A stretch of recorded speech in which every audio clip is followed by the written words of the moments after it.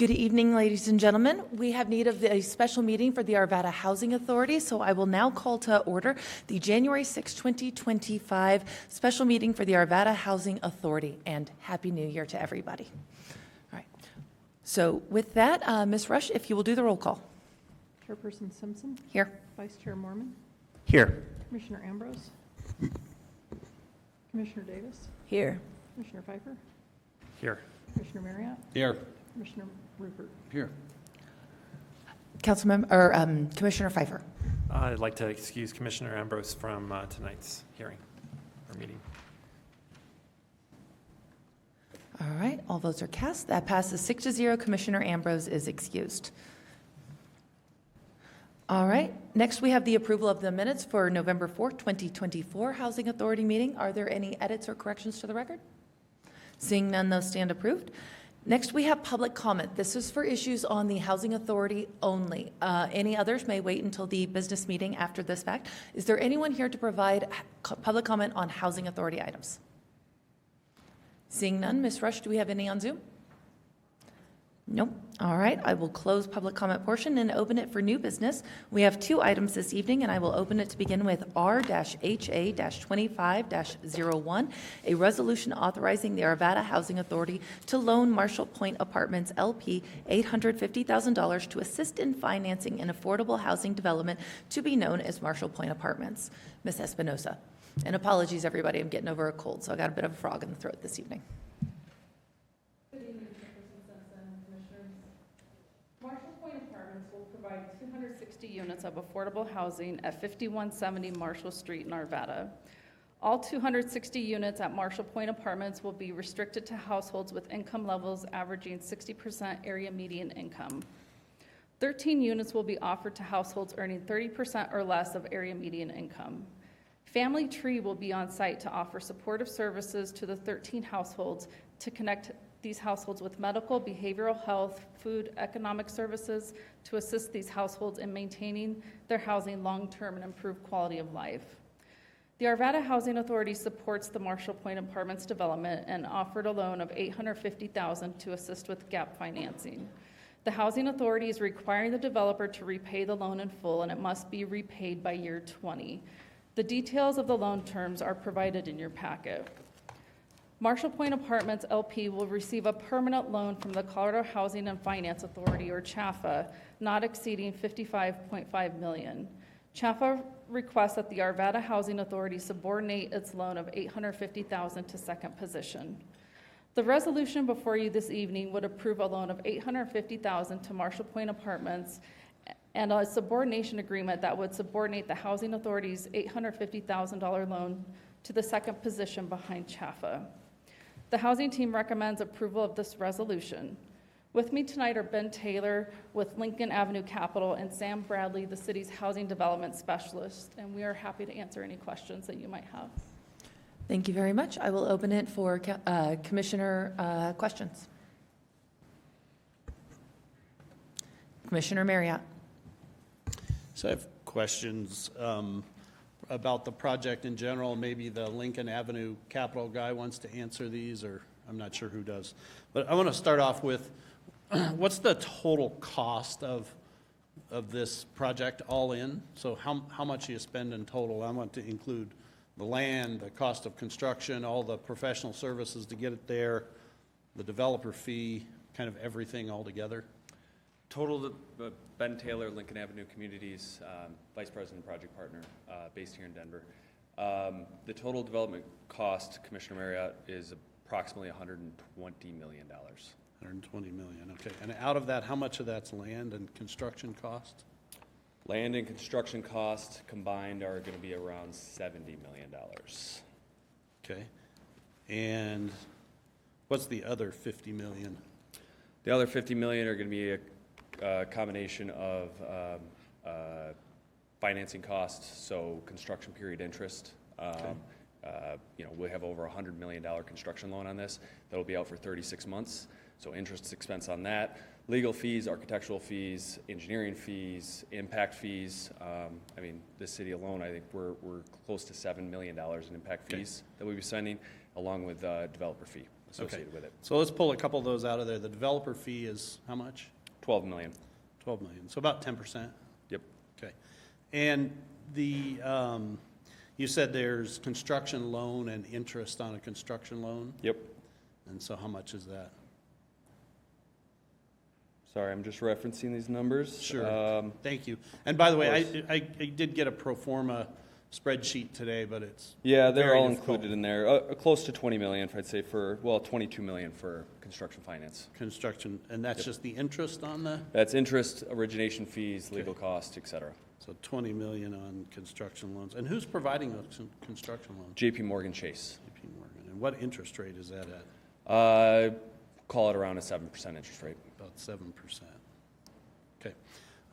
So then this project also has subsidy associated with it in the form of LIHTC tax credits? Correct. Okay. It has two forms of tax credits provided here. One is the federal low-income housing tax credit Okay. under Section 42 of the IRS code, and then the second is going to be the state Colorado tax credit Okay. for affordable housing. And so give me the amounts of those. I knew you were going to ask that. Aggregate, I would say we're close to around 55 million for the federal, Okay. and then around 4 million for the state. So close to 60 million. Near 60. Yep. And is that the face value of the tax credits? No, it's Or is that your about expected yield? we're at about 87 cents on the dollar, 87%. 87. So that's the net value that I gave you. Okay. Okay. And so then, walk me through then, after you're going to have a $100 million construction loan, you're going to have, I'm assuming, some cash from these sale of these tax credits? Correct. Okay, and you're going to go ahead and build the project, and then what happens? Once you build the project, you stabilize the development. Really, the majority of the financing during the construction period is provided by the construction lender. So that $100 million comes in.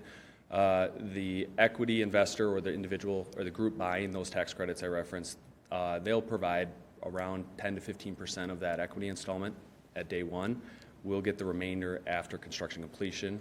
And then once we complete construction, occupy the community, and then, are able to convert to permanent financing, as we call it. And that's the $55 million loan that the Colorado Housing Finance Authority is providing us. We'll convert into that after about 3 years of starting construction here. And so at that point, the remainder of the tax credit equity comes in. We use that to pay off the JP Morgan loan. And along with the Chaffel loan, and it's considered stabilized then at that point. Okay, and so is your expectation then you're going to use that 55 million and another 50-ish million or something like that? Yep. And so the amount that will be, let me re-ask that question. So will the mortgage or the amount owed on that property that we're asked to be subordinate to Yes. is going to only be 55 million, or will there be other, Correct. It will be simply the 55 million. just 55 million? Correct. And it'll have a single mortgage, and then will be a simple second mortgage to that? Correct. Okay. So if you're asking the taxpayers of Arvada for a loan for $800,000 on a $120 million project, that's what, 7% or something like that? Of the value of the project, something like that? I would say about 0.7. 0.7%, Yes. that's right, Yep. that's right, less than 1%. yeah. Yes. So why is it that you need this? Like, I've done a number of real estate transactions in my life, and I've never, ever been cut to the bone where a percent or less makes any difference. Why are you even asking for this, given the robust amount of subsidy you're getting through the state and the feds? That's a great question. So really, it is cut to the bone. And the team that we've been working with, staff here, everyone else that we're working with, it is very tight, and that's how every affordable deal today is getting done. It is every dollar counts. Of that developer fee that we had mentioned, we're deferring over 90% of that. So that there's over $11 million that we're putting back into this deal as it is. And so that's part of our permanent sources. So we are contributing that back into the development deal. So that is not money coming to a developer when I reference that developer fee, for clarity's sake. But like I said, every single dollar counts, and we're at and nearly, we're feasible, but barely. And so there, we had talked, is the juice worth the squeeze to try and get an $850,000 loan in it? And absolutely, today it is. We do need that. We are weeks away from closing on all financing, closing on the $100 million JP Morgan loan, the $60 million equity investment from our investor, and we don't have, unfortunately, dollars to spare at this moment. Okay. So tell me about, I thought I saw on that $12 million developer fee that it's being deferred, but it's being paid with interest. Correct. Am I correct It's about getting that? paid on it with interest from, yes, surplus cash flow. From after- operations. Correct, from operations. So it's not that it's not being paid. No, It's not it's- being paid up front. It's being loaned into the development, correct? Is another way to think of it, yeah. Right, but you're not contributing it as a capital contribution to the development. It's just deferred. Cash flow. Yep. Yeah, deferred commission essentially for doing the thing. So Correct. So it does exist. So tell me about that's being deferred and it's going to be paid out of the operations with interest. Tell me about the interest on that. I think right now we're around a 2 to 3% interest rate. That's really set by our equity investor, has control over how much interest we can charge on our deferred developer fee, but it's in the low single digits at best. I thought the pro forma showed 5. That's why it could have been currently projected at that time, but it's a variable that our equity investor is actually the one who dictates how much interest we can charge based on their underwriting. Without getting into too much of the weeds on this, they require that fee get repaid within 15 years. And so the idea being that they can allow interest to accrue or be charged on that developer fee note, but it has to be repaid within the 15-year timeframe. Mm-hmm. But the rate, the interest rate, they get to choose what interest rate they receive on that deferred What we developer fee. receive, they are not receiving the developer fee. Oh, what you guys Yeah, receive. what we get. Yep. Got it, okay.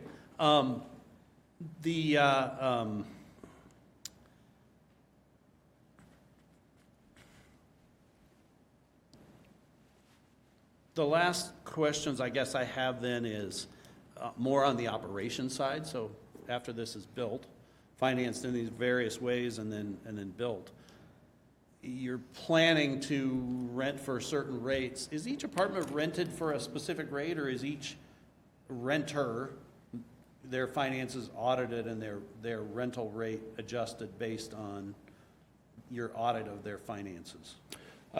So within the tax credit program, it is the former. So every unit has a set rent. Okay. And that each individual or family that comes to rent at the property has their finances confirmed, audited, and to be in compliance with the income restriction associated with that unit.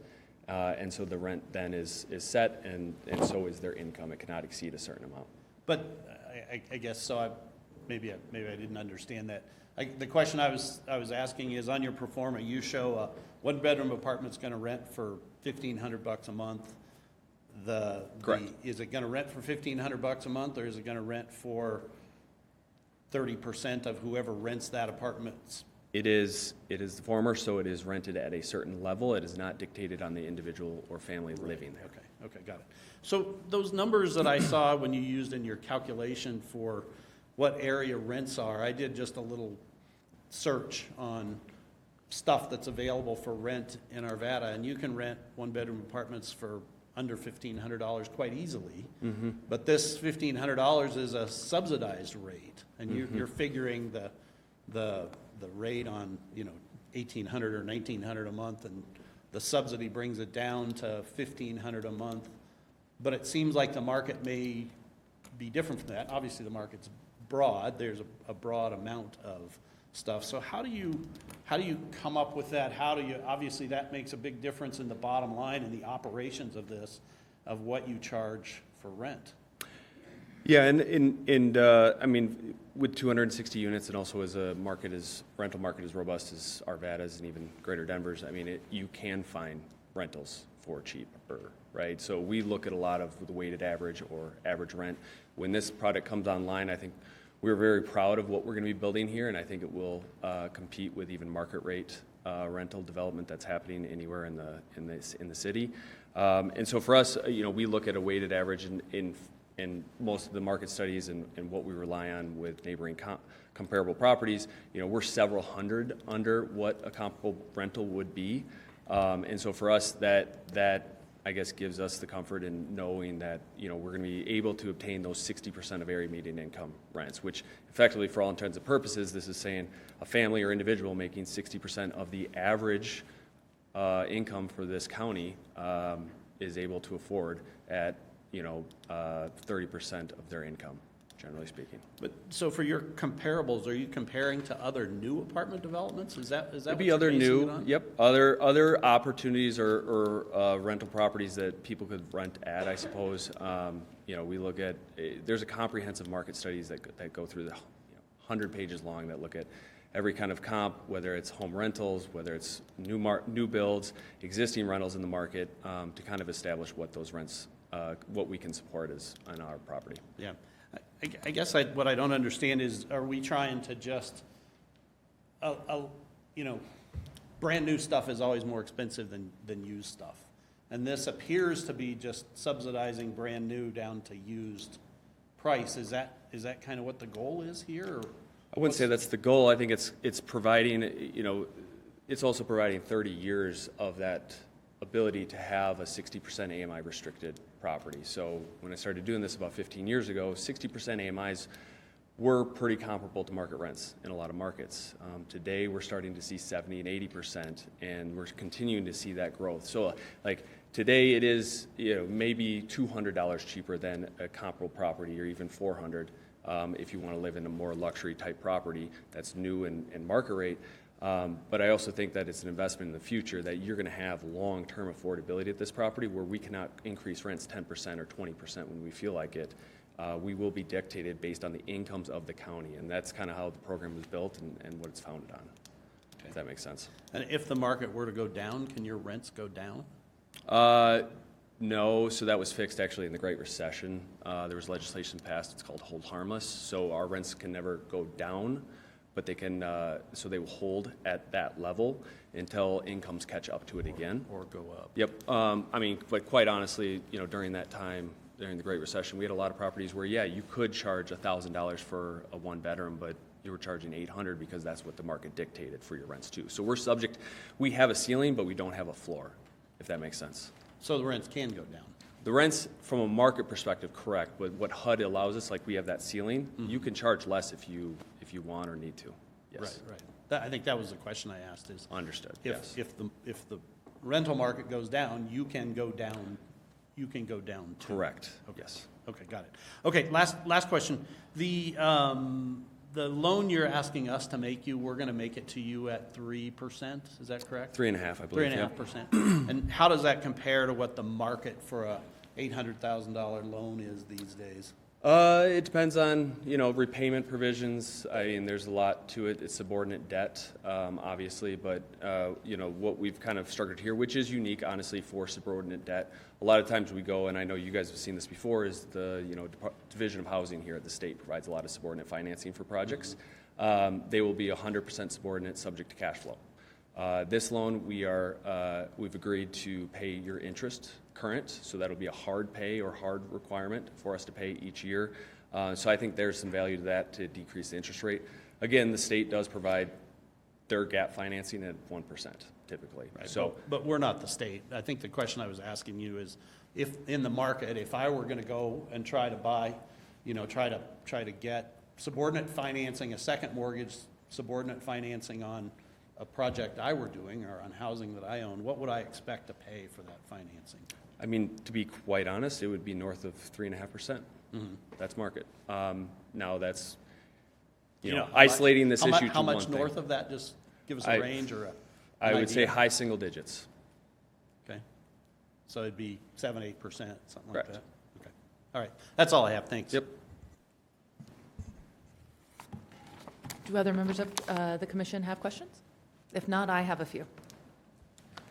So good to see you again, Mr. Taylor. Ms. Espinoza, I have a couple of questions, particularly about our funding line with the Special Limited Partnership, the 0.01% funds that we're using to provide this loan. Could you walk us quickly through that program, how it originates, where these funds come from? For the Special Limited Partnership, we use other partnership payments that we've received in the past, primarily from Castlegate Apartments. The city has been a Special Limited Partner in Castlegate for decades, and we sometimes we receive an annual payment from them depending on how the property's doing, but over time those funds have built up, and now we are using those funds to offer the loans, such as the $850,000. About how much is built up over this time? Right now we have we had at one point about $3 million. We've been spending it down through the various partnerships that we've made over the past year. Is our balance? I would say our balance, I think they last calculated about 2.2 million. So the balance is 2.2 million. Correct. Okay, After we make the $850,000. perfect. And about how long will it take for the repayment to come with it being subordinated? So the $850,000 loan should be repaid within 20 years. Within 20 years with the interest rate? Yes. Okay, perfect. So thank you, Sam. You got to a couple of my questions already right there. And then just in terms of general why we look at these kinds of projects, why we're making these kinds of loans, can you tell me what the gap in affordability units for families making 80% AMI or less in the city of Arvada currently is? Yeah, do you have the? So I think that was a number Here, that I'll was let- explored in our. Please in into our the microphone. In our housing assessment that came out in, it was part of the housing assessment that that came out in May of 2024. So I believe it was around 2,100, I think. We're missing about 2,100 units for that low to moderate income family in Arvada. And that's current existing need in Arvada? Yes, that's currently existing in Arvada. There is a gap. Okay, thank you. So 260 2,900 units actually. cuts that into what, 10%? Just over? Yes. Okay. Also, I just wanted to note that in completing this project and pulling permits, we will be meeting our Prop 123 baseline commitment, actually a full year early. So that'll be exciting. And what does that mean? So when we opted into Prop 123, we made a commitment to increase our affordable housing supply by 3% per year for 3 years. So that came out to about 417 units total. We have already pulled permits on legacy senior residents, and I believe pulling permits on this property will get us to that number.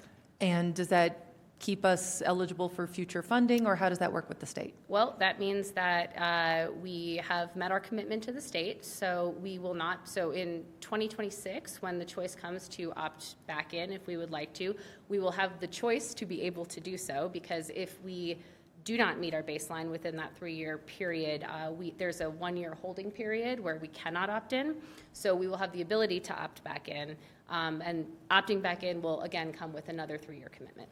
And have we utilized Prop 123 funds at all to this point? We're trying very hard.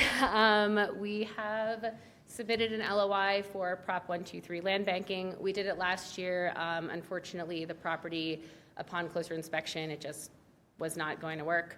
But this year, we have actually been invited to apply again. So the application is due February 10th, and I will let you know. All right. Well, that's all the questions from me. No other additional questions from the council, from the commission? All right, with that, I will accept a motion. Councilmember Mormon. Commissioner, I don't know. I have a head Vice Chair, cold. I Commissioner, apologize. something like that. Commissioner Mormon. I move that our HA 25-01, a resolution authorizing the Arvada Housing Authority to loan Marshall Point Appointments LP $850,000 to assist in financing an affordable housing development to be known as Marshall Point Apartments be approved. Commission will cast their votes. Commissioner Marriott. Yeah, I want to make a comment before I vote. I'm going to be voting no here, and here's why. I want to give just a brief assessment. So we're talking about a $120 million project that half of it, roughly half, somewhere around $60 million, is subsidized already through federal and state funds, through taxpayers' funds. So about half it's getting paid, about half that the developer's not paying, that the taxpayers are paying. And in exchange for that, the rents are about 30% less, maybe 25, 30% less than what they would be if the developer were paying the whole thing. Just on the surface, that doesn't make any sense to me. The other thing then is the loan that this item is specifically for, which is a loan, a subordinate mortgage on a property. Now, I understand that there are government agencies out there whose mission it is to fund public housing things, who will do it at different rates, but we're not one of those. We are not that, and we're being asked to make a loan at significantly below the market for this. Now, I'm probably okay with it being below the market, but not this far below the market. This seems like a pretty large amount of subsidy for the Arvada taxpayers to make onto this project, when that money, I think, could be used to better use in our housing efforts elsewhere. Particularly, I think you heard that this loan constitutes far less than even 1% of the cost to put this project together. And so, to me, I think our little teeny part of it at such a artificially low interest rate doesn't make any sense for the taxpayers. So that's why I'm voting no. Commissioner Davis. Thank you, and thank you for the explanation and the great presentation. I'll be voting yes. I would say I was waffling, but then when I heard that we are going to meet our Prop 123 obligation ahead of time, that is very exciting. And our very tiny commitment of $850,000 shows Arvada's commitment to building homes and housing that are affordable for those of us who are not making, 68% AMI or more. So I'm very excited about that. I'm buoyed by the fact that Arvada, we're moving in the right direction. So thank you so much. All right. Thank you. Commissioner Pfeiffer. And I think I heard you right, that you can't just raise the rents however you want. And I think, saying that we're investing in our future, and yeah, maybe today it's a little bit closer to market, but tomorrow it won't be. And I think as our city continues to grow, I think that's key right there, is investing in the future over the next couple decades of investment of affordable housing. So I'll be supporting it as well. Thank you. Commissioner Rupert. For those reasons, I agree. We're investing in decades worth of assistance and balance in the housing market in the community. And seems to me some of the terms that Commissioner Merritt drew out, the terms are, this is a relatively safe investment. The interest payments are prioritized. And I think it's a good use of the proceeds that we've received from prior projects. Commissioner Mormon. Thank you, and I will be supporting this as well. I think, the fact that we have a 2,100 unit gap that we're trying to fill right now to support, families in Arvada, workers in Arvada that need this housing to stay here and be part of our community. I think every little bit counts, and that this is a small contribution to that's going to have a huge payoff. So thank you. Absolutely. Just for those watching and those in the audience, we use a lot of terms up here, I recognize, and I apologize for not spelling these out. AMI is area median income. That means the average that a household will make in Arvada. In Arvada, get ready, the AMI, the average 100% AMI is about $100,000. This is not a low-income community. So when we're talking about 80% AMI, 60% AMI, these are households making $68,000, $80,000. These are firefighters, these are teachers, these are auto mechanics and hairdressers. Mr. Taylor, correct me if I'm wrong, your project intends to target about 80% tenant mix of single working mothers with children in the home, yes? Yeah, around 60% of our residents tend to be single mothers in all of our properties. So this isn't, for me, the reason I am supporting this project, the reason I have supported this project for a long time, is that this is not just a project. This is an investment not at 3.5% interest rate. This is an investment in our working members of our community, of the families of our community, making sure that they can be here and have a home, which is why I'm grateful for this project. So I too will be supporting, and with that, I will show the votes. And this passes 5-1 with Commissioner Marriott being a dissenting vote and Commissioner Ambrose being absent. We have one more for this topic, and that is R-HA-25-02, a resolution authorizing the Arvada Housing Authority to enter into a limited partnership agreement as a special limited partner for the Marshall Point Affordable Housing Development. Ms. Espinosa. Thank you. This agenda item is also related to the Marshall Point Apartments Affordable Housing Development. Marshall Point Apartments LP was awarded low-income housing tax credits for the development of this project. In support of its tax credit application, the Arvada Housing Authority agreed to become a special limited partner in the development for the purpose of providing a property and sales tax exemption. The developer secured tax credits and is closing on its construction loan in late January 2025. A limited partnership agreement naming the Arvada Housing Authority as a special limited partner must be executed before closing. The housing team recommends approval of this resolution. I'll open it for commission questions or action. Commissioner Marriott. I have a question. So what's the reason, tell me if I'm right about this, the reason for us to do this is so that they can avoid paying property tax, is that correct? That is one of the benefits, yes. They're exempt from paying property taxes. Okay. What's the value of those property taxes? So we calculated that the net present value of those property taxes is going, over the course of the 15-year period for which the special limited partnership is active, is going to be approximately $3.5 million. Okay. Are they also exempt from sales and use tax on the construction of the project? Yes, they are. Okay. What's the value of that? I think it was 1.5? 1.3. 1.3. So about $4.8 million total over 15 years? Correct. Okay. Who would those property taxes have gone to? Who's not getting taxes because of this?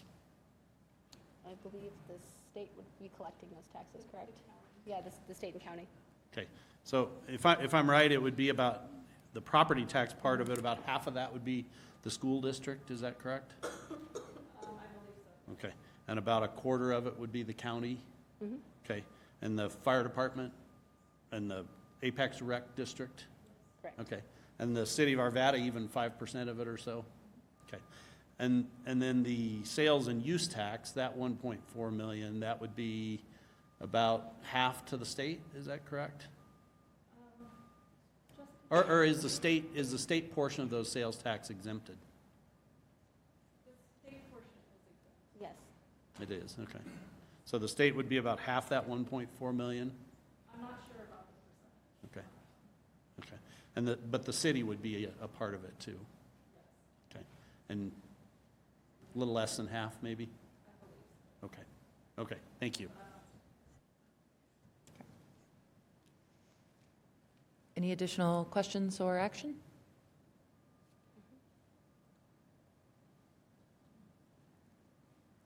Please. Commissioner Rupert, do you? Yep.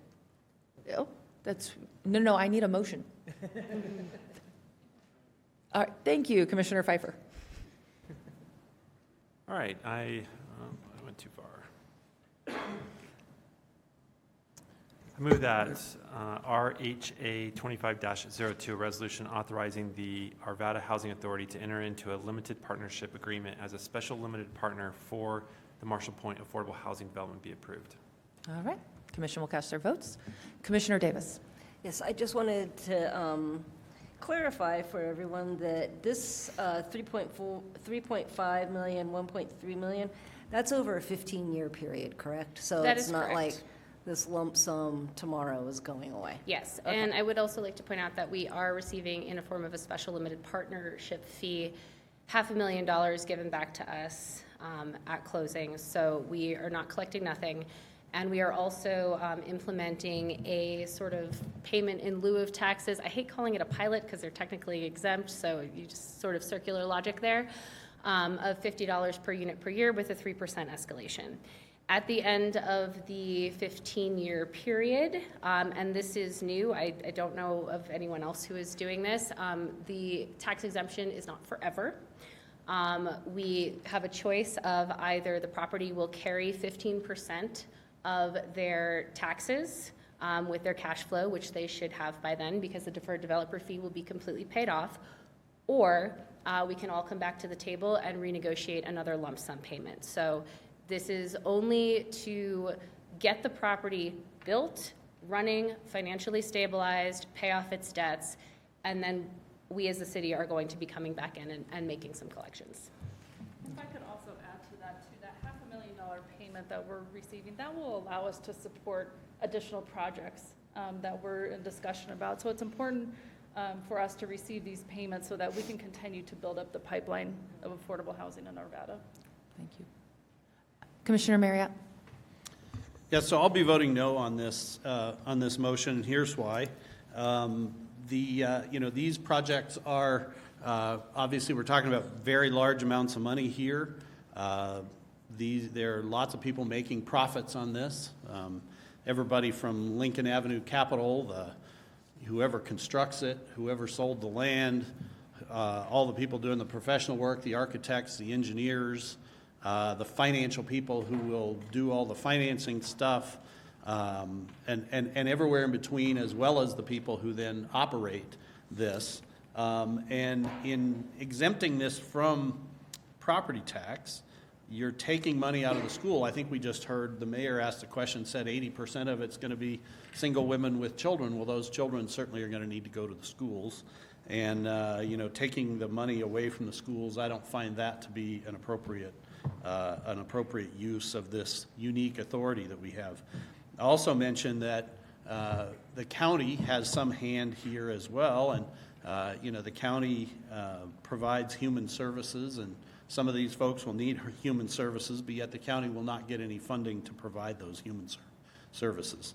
Certainly there'll be a fire risk as well as risk from the fire district to provide services as well, and again, they will not receive any funding to provide those services.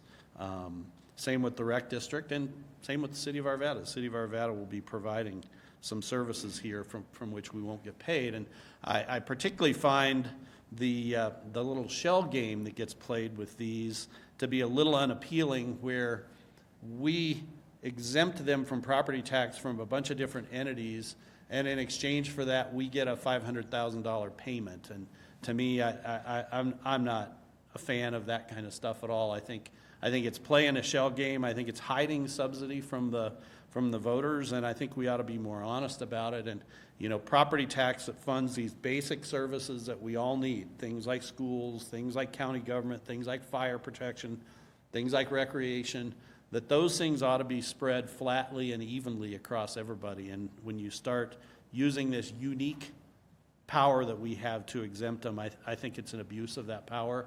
And I don't think we should do it, and that's why I'll be voting no. Quickly to this point, the current property tax, because the land is vacant, is there a significant property tax levied on this property to go to those districts? I don't believe so. Like 10, 15,000. It's $10,000-$15,000 a year currently. And after the 15 years, the property taxes will flow to these institutions? Okay. Yeah, that would be up for negotiation. So it could go either way, right? So the property will be carrying a 15% property tax, and they would, as of the arrangement is right now, it would come to the city of Arvada. I would like to say, I think that affordable housing is actually infrastructure. That's kind of how I think of it. I think that it is very important to make sure that your businesses have housing for their employees. So sort of the way I think of it is that 15% will come back to the city. It's up to us to figure out what we want to do with it.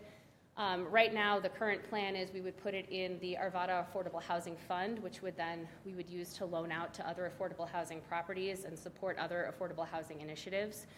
But again, this is 15 years from now, because it's going to be a while before we see any cash flow from that property. So it's up for negotiation, but currently that's how it's structured, that's how it's legally structured. Us being a member of the partnership does exempt it from property, so what they're paying us is really kind of a pilot, payment in lieu of taxes, and there's a little bit more flexibility with those funds. And it's similar to what we did with Castlegate decades back, that's in turn enabling these funds now. That is correct. So Castlegate, I think, gave us $180,000 last year and only $30,000 this year. And that's because the Castlegate payment was structured as just a percentage of cash flow, not an amount based on the tax that Castlegate should be generating. But Castlegate is currently not paying taxes. Okay, thank you. Commissioner Pfeiffer. Well, and if the money we get, we could give it to our other taxing entities to make sure they're whole. Because I do worry about Arvada fire and so forth. I mean, they have to still protect the 260 units and not collect anything. So we could up here make a decision to take that money and make some of our folks whole that we rely on, right? Yeah, If absolutely we could. wanted to. I mean, Yeah, it would be the city's money. Okay. Commissioner Rupert. I think it's absolutely fair to say that there will be private parties out there making money on this project because none of these projects get done without the private sector doing the work, and they're not doing it for free. My attitude on their making a profit is not a lot different than the paving company making profit on paving our roads or any other service that we contract for.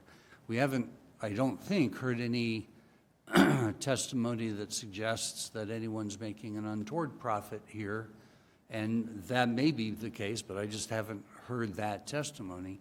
And so I don't begrudge the private sector making profit when they're doing the work. All right, seeing no other lights, I will call the votes. That passes 5-1 with Commissioner Marriott being a dissenting vote and Commissioner Ambrose being absent. All right. With that, I will close the special meeting of the Arvada Housing Authority. Thank you, Ms. Espinoza. Thank you, Sam. Thank you, Mr. Taylor. We appreciate your time this evening. And I will open the Arvada City Council business meeting for January 6, 2025. I will call upon Councilmember Marriott for the reflection and Pledge of Allegiance. If you'll please join me in a moment of silent reflection. And now the Pledge of Allegiance.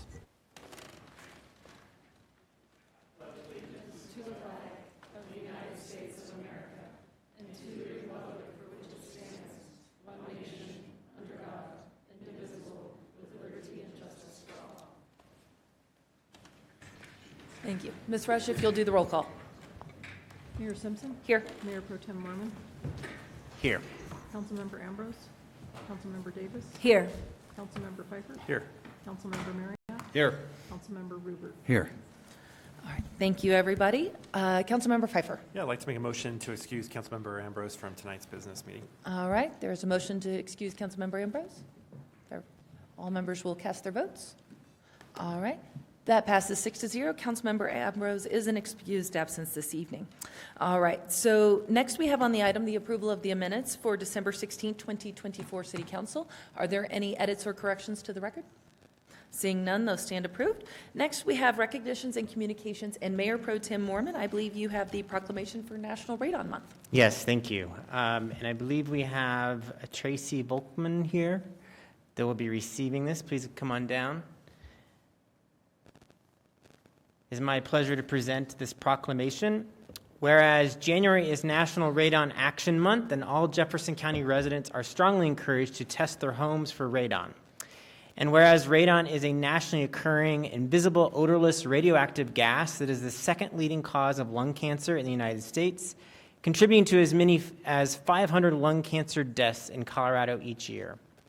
And whereas any home may have high levels of radon, even if neighboring homes do not, and elevated levels pose a serious health threat to residents.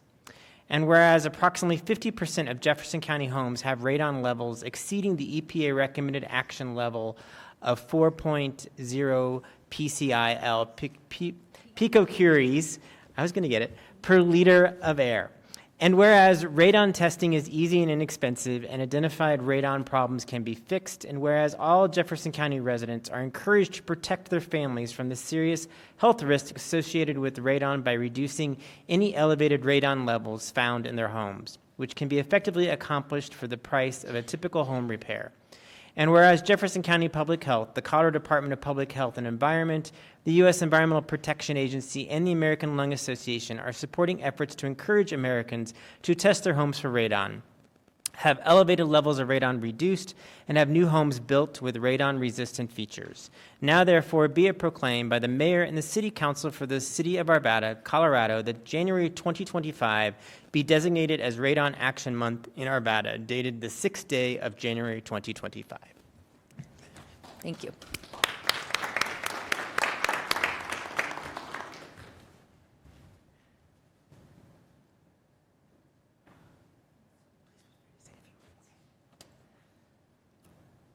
Good evening, and I want to just thank all of City Council and the residents of Arvada just to support this very important topic. It has become the leading cause of lung cancer in non-smokers. So it just emphasizes that this is a very important topic, not one to, just because you can't see it and smell it, it's not there. It is, and we encourage every resident to have their home tested. As our motto was last year, test your nest. So again, please test your homes. I'm always available. This is my program. It's kind of my baby, and really appreciate the support that I've received from the city of Arvada these last, 10 years, I think, at least. So again, thank you so much. Thank you very much. Appreciate you. All right, we have no presentations this evening, so I will open the public comment portion of the agenda for items not scheduled on the agenda. So this is for any public comment we have that's not for one of tonight's hearings. If you're for one of tonight's hearings, you'll be during that hearing. And I will go ahead and just go in the order I have the sheets. Quick notes, give your name and address when you come up to the microphone. All comments should be kept to the council, not to those in the room. We always ask no applause, no booing, any of that, etc. We always want everyone to feel welcome in chambers, whether we agree or not. And so with that, I will call up Ms. Laura Teeter.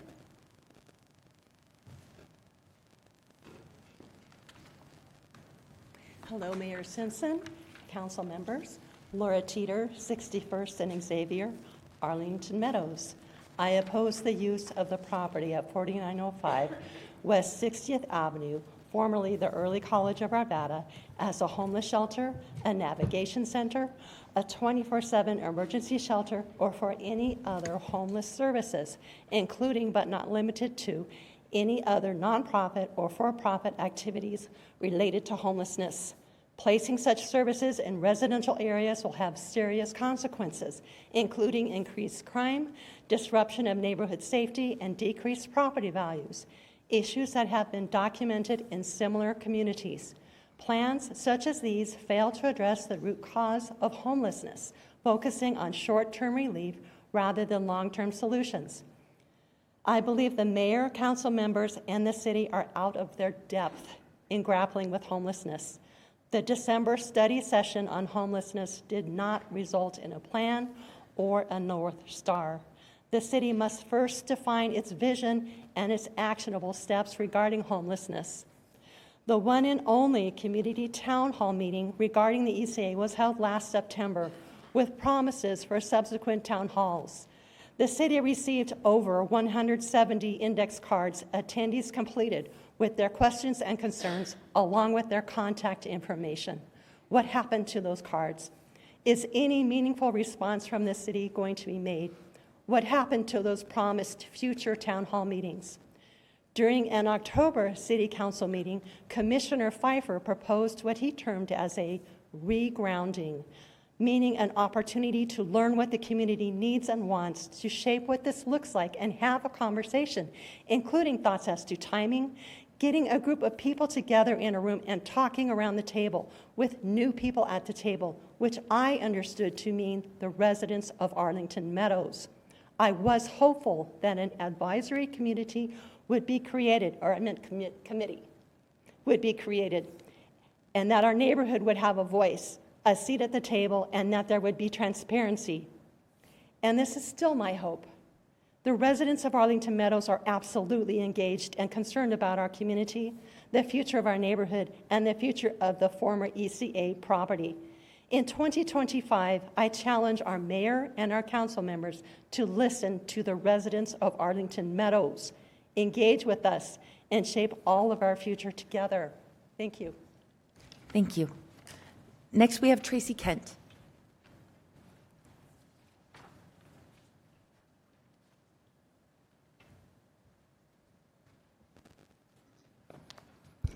Good evening, Mayor and City Council members. Thank you for the opportunity to speak tonight. My name is Tracy Kent, and I live at 4804 West 60th Avenue.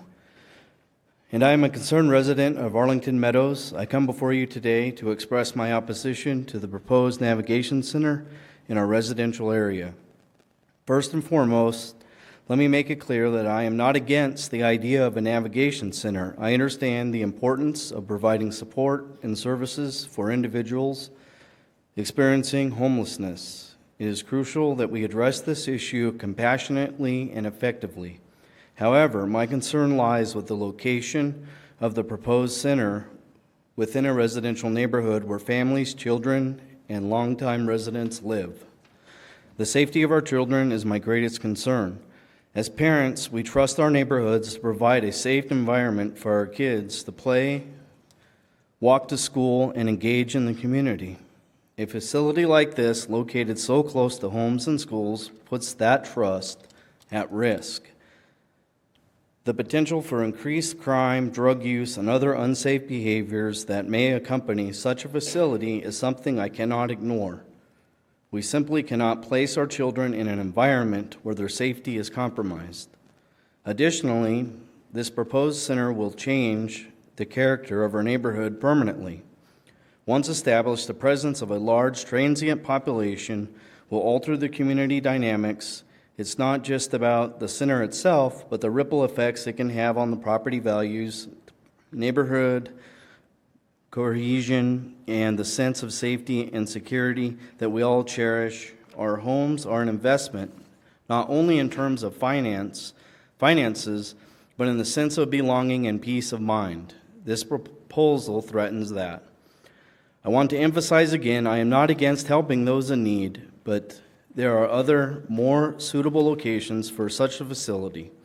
Areas that are closer to services, transportation, and less intrusive to established residential communities. I urge you to consider other options that will allow us to provide assistance to those in need without compromising the safety and well-being of our neighborhood.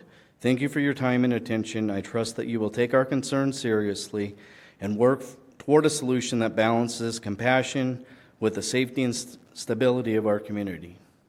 Thank you. Thank you very much. Renee Cornell.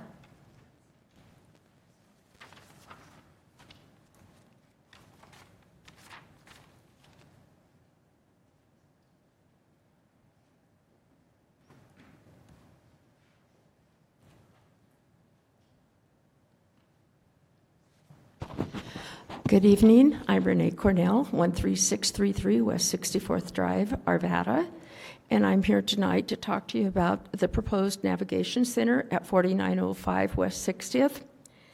I want to address the approval of resolution R24-135, allocating $1.1 million for emergency sheltering at the Suburban Studios apartments. While I respect the city's commitment to addressing homelessness, the way this decision was made is deeply concerning. This project was pushed forward with no input from the community. Neighbors were left out of the conversation entirely, even those this will directly impact their lives. Transparency and public involvement are the foundation of good governance. Why were they ignored here? Moreover, there's no evidence of an impact study to address the shelter will affect the surrounding areas, schools, businesses, public safety, and even the local infrastructure. A project of this scope without proper planning invites unnecessary challenges. We should not be forced to bear the burden of these projects. What's more troubling is the growing pattern of moving homelessness services to East Arvada. This strategy unfairly concentrates challenges in one part of the city while sparing others. This imbalance isn't equitable and creates tension across the community. Homelessness is a shared challenge that requires responsibility. But the process matters. I urge the council to step back, engage the people who live there, and plan responsibly. That's how we build trust and find real solutions. And I still have a few seconds. I just want to say that with a homeless person I've been reading, they love to have someone talk to them. They love to be respected. And if this shelter is in this Arlington neighborhood, I'm afraid we will not be able to respect them. We'll be living in fear of trespassing, crime, and all the other, with some of the things that come with the homeless community. I thank you for listening to me tonight, and I hope you'll consider. Thank you. Thank you. Christine Howland. Good evening, and thank you for allowing me in this moment. I want to talk about the 4905 West 60th Avenue. I reside at 4900 West 60th Avenue, across the street.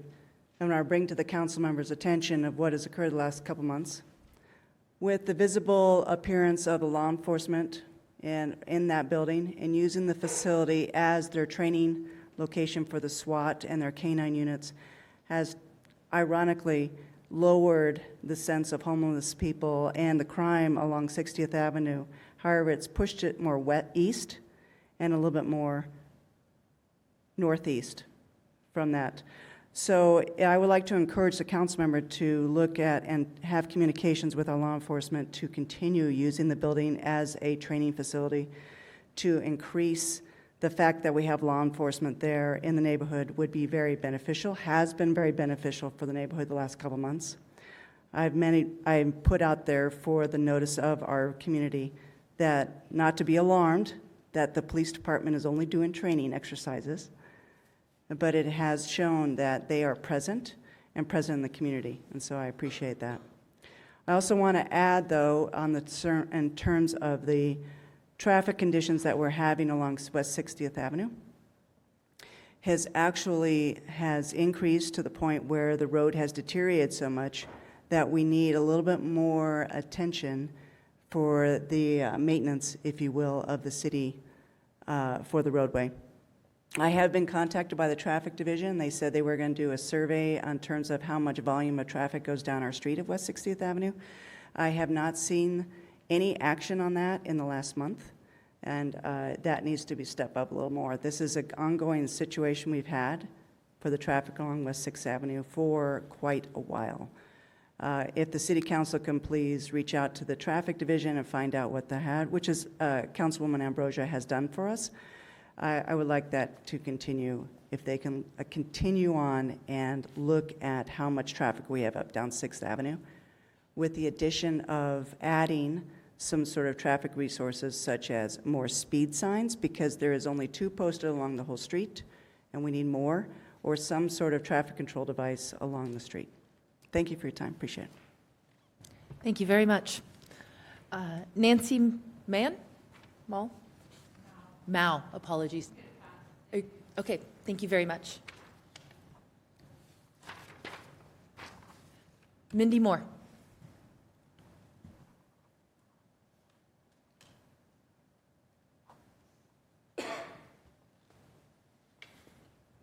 I like your haircut, Mindy. Mindy Moore, 11570 West 70th Place, Unit A. Good evening, and thank you for your support of affordable housing in Arvada. As studies in Jefferson County have shown, almost half of the homeless population here is newly homeless, and a lot of that reason is because of the high cost of housing. So thank you. But I'm here tonight to say, since this Saturday, frigid temperatures have set in, and this extreme cold weather is predicted to last at least another week. And while I'm thankful to have a warm and safe home I've been volunteering again at Mission Arvada to help our community members who don't have that. I know that a few of you have visited Mission Arvada over the years during their daytime operations. They're only open from 9 to 1 Monday through Friday, where they operate a day shelter and as a de facto navigation center. Thank you to those who did show an interest, and I hope others will as well. However, since the closure of the severe weather shelter network, and since we do not have a 24/7 shelter in North Jeffco, Mission Arvada has had to step up to expand their operations to be open at nights now when temperatures drop below 20 degrees, which we're seeing constantly. They're relying on help from 3 Arvada churches who agreed to rotate weeks: Spirit of Christ, Storyline, and the Vineyard. But with weeks like this, it's just an incredible strain on the churches and on Mission Arvada to coordinate and find enough volunteers to bring in food, check in clients, stay overnight with them, clean it up the next day before the day shelter opens. While I've been there, I've been amazed at the dedication of the volunteers and also the gratitude of the people coming in out of the cold. I've seen people coming in on crutches, in wheelchairs, perhaps pushing their shopping carts around because they have no permanent place to store their belongings while they get help that they need or look for work or housing. The City of Lakewood provided a contract to Buy It Enterprises.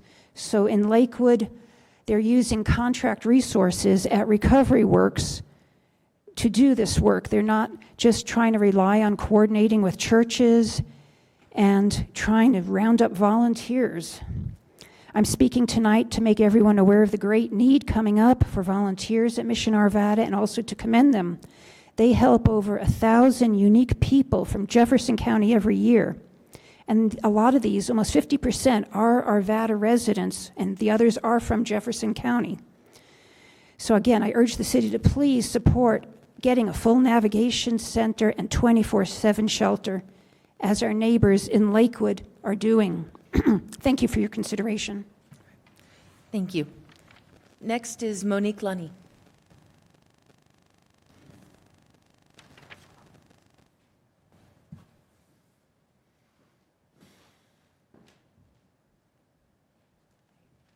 My name's Monique Lonnie. I'm at 4913 West 61st in Arlington Meadows. I stand before you tonight deeply concerned about the recent passage of Resolution R24-135, which allocates over $1.1 million of DOLA funding to establish emergency sheltering at the Suburban Studios apartments on North Sheridan Boulevard. While addressing homelessness is a critical issue, the process behind this decision is deeply flawed and raises serious concerns about transparency, accountability, and fairness. This resolution was passed without any meaningful community engagement. Neighbors in the immediate area were not informed, consulted, or given a chance to voice their thoughts on a project that will undoubtedly affect their daily lives. A decision of this magnitude, one that impacts public safety, neighborhood stability, and property values, demands community input. Why was this engagement skipped? Additionally, no proper impact study was conducted to evaluate the effects of relocating emergency shelter services to the site. There's no clear understanding of how this project will affect local businesses, schools, or residents, nor is there any indication of how the city plans to provide the necessary infrastructure, services, or security to support it. Making decisions in the absence of data and thoughtful planning is reckless and undermines public trust.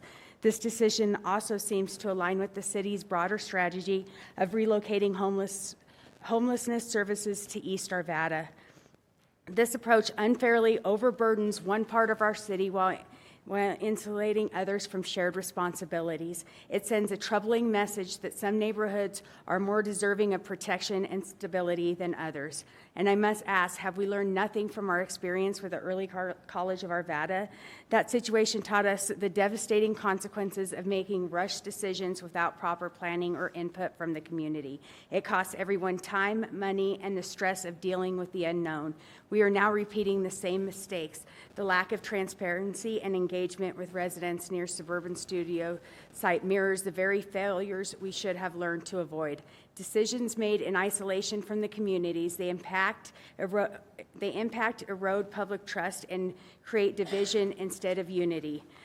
Addressing homelessness is a shared responsibility, but it cannot come at the expense of fairness, transparency, and trust. I urge Council to pause and reconsider this agreement. Engage with the community, conduct the necessary impact studies, prove to us that this is a thoughtful, well-planned solution, not a rushed decision to check a box. The people of Arvada deserve better, not just from their leaders, but from the process by which these decisions are made. Let's not repeat history. Do better. And the ECA building is not in Jefferson County, it's in Adams County. Thank you. Thank you. Erica Tucker.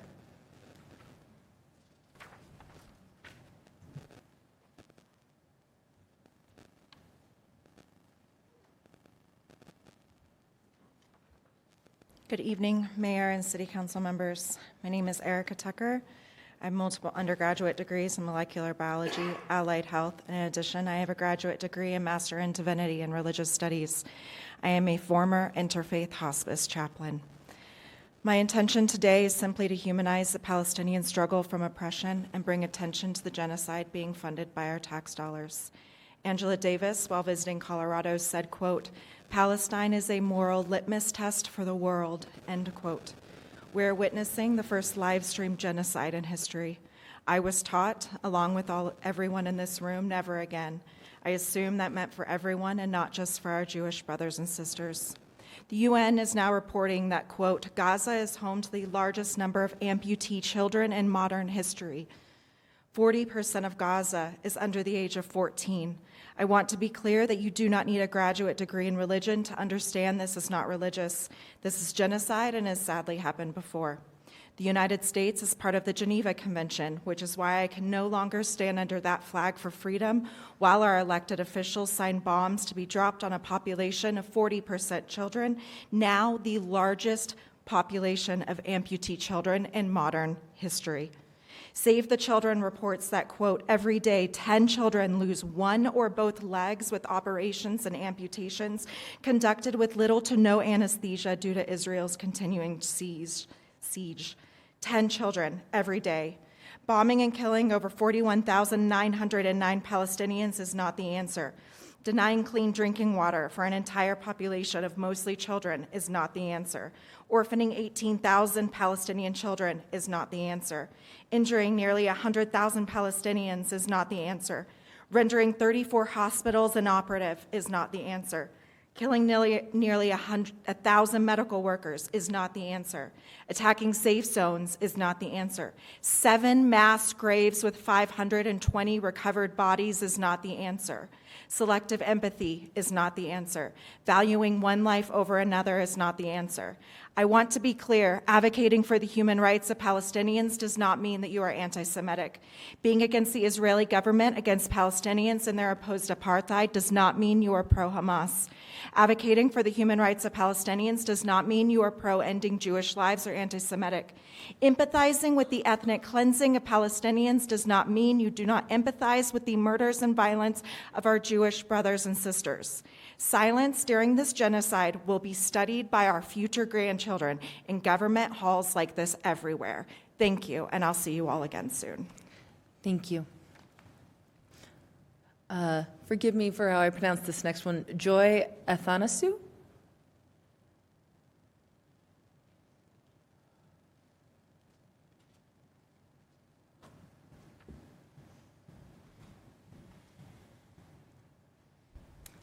Hi, my name is Joy Athanasiou. I am not a resident of Arvada, but I deeply appreciate the opportunity to speak to you. My address is 325 South Newport Way in Denver. We're going to switch topics entirely on you. I am an immigration attorney, and I work a lot in immigration policy. I understand, and I've been speaking with a lot of Arvada residents, and I understand that there has been talk with some of the city council members and with the mayor about looking at your policies and reviewing your policies and making sure that you have clear policies in place that correspond with Colorado state law and also understand the difference between local immigration enforcement and federal immigration enforcement.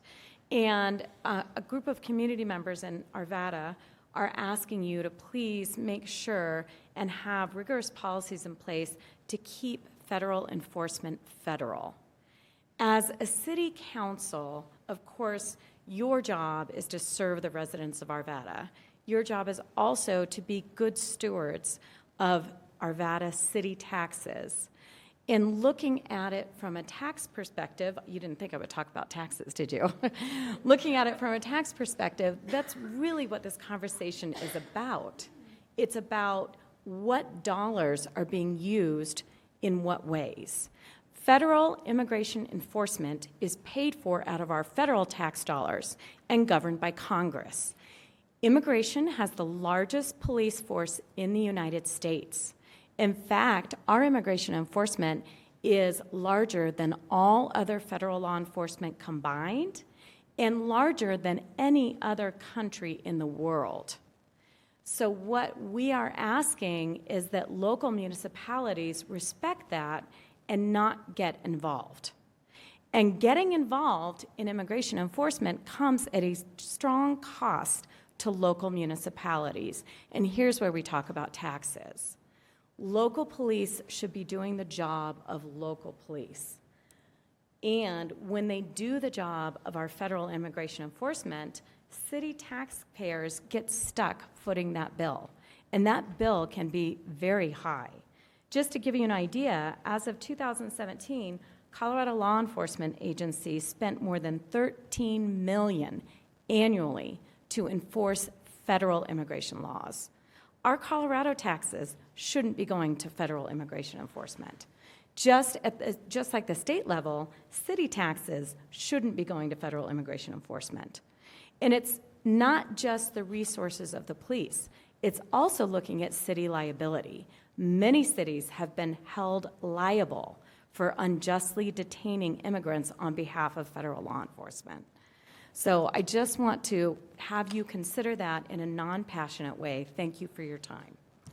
Thank you. Robin Kupernick.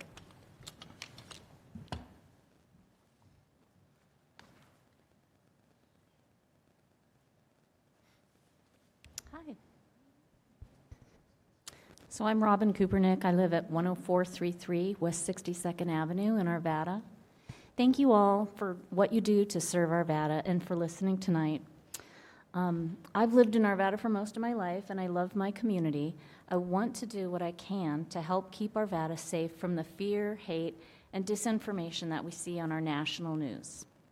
A big part of protecting our city will likely center around the issue of protecting immigrants and refugees who live here. Our president-elect has repeatedly promised to harass and threaten all undocumented immigrants using language like hunt down, arrest, and deport. Most of us can agree that undocumented immigrants who have committed violent crimes should be deported. We also know that by far the great majority of immigrants and refugees are very careful to abide by our laws. They are eager to build lives in our towns, and they want to contribute to our communities. I hope we can agree that harassing and threatening law-abiding immigrant neighbors and community members is antithetical to the values that we want for Arvada. So my request for tonight is for you all, for City Council, to review our policies in Arvada to make sure we have strong protections for immigrants, refugees, and asylum seekers in place. In particular, we should have policies that support the Colorado law prohibiting our local law enforcement agencies from arresting or detaining anyone for civil immigration purposes. This means that the Arvada police cannot do the work of ICE unless ICE presents a judicial warrant that has been signed by a judge. Please look for any loopholes that might exist and work to close them quickly. Please work to communicate these protections to our police department and also to the Jeffco Sheriff's Office. As leaders, you have the ability to influence our city, not just by creating and communicating these policies, but by communicating the values that Arvada stands for. We want our town to be welcoming and kind. I thank you all in advance for working to protect our law-abiding, undocumented neighbors from being harassed or deported. Thank you. Thank you. Next is Joyce Richardson.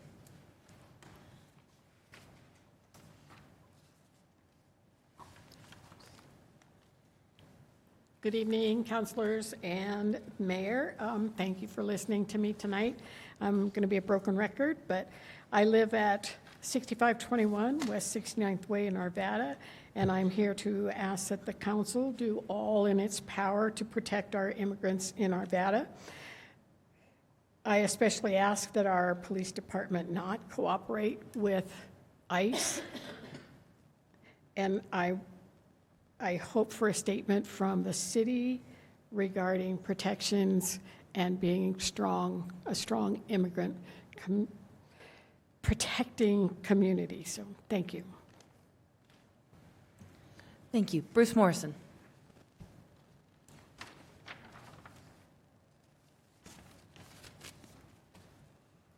I'm Bruce Morrison. I live at 6521 West 69th Way. I'd like to thank the council for all the work that you do. I'm not going to talk very long today. I just want to raise my voice in support for those who are asking the city to protect immigrants, and also to ask you to have a plan if there is political violence that comes to Arvada that attacks particular groups that people don't like. And I also want to add my voice to those that are talking about the importance of navigation and other center and other services for the homeless, because it's been critical for a long time. I also want to add my voice in support of realizing the horror in Gaza, and realizing that the city spends millions of dollars, the city taxpayers send millions of dollars to support those atrocities. Thank you. Thank you. Pat Malone.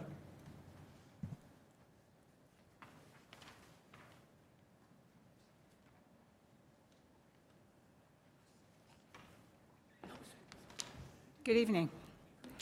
My name is Pat Malone. I live at 6273 Kilmer Loop in Arvada. And it's been a few weeks since I was before you at the December 16th meeting to express my concern about the safety of our immigrants who live here in Arvada. And as you can see by the numbers of people who are also here speaking about it, I'm not the only one that's concerned that our residents be protected from federal actions that seek to deport them. This morning, I emailed to each of you the email that the Colorado ACLU recently sent to all state sheriffs and all county attorneys. I think it's an excellent recap as to what the sheriff departments need to ward against. I really don't know why they only send it to those departments. I believe it applies to all local police.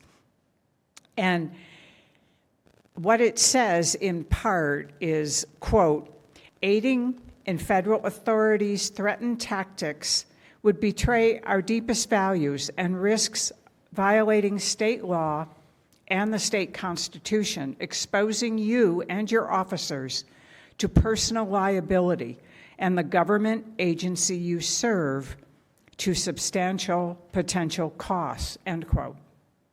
We're very hopeful that there are already policies in existence that are written in such a way that every city staff person and all police officers already know that they are not to share residents' information, nor participate in any targeting, raiding, or detaining efforts requested by federal agents.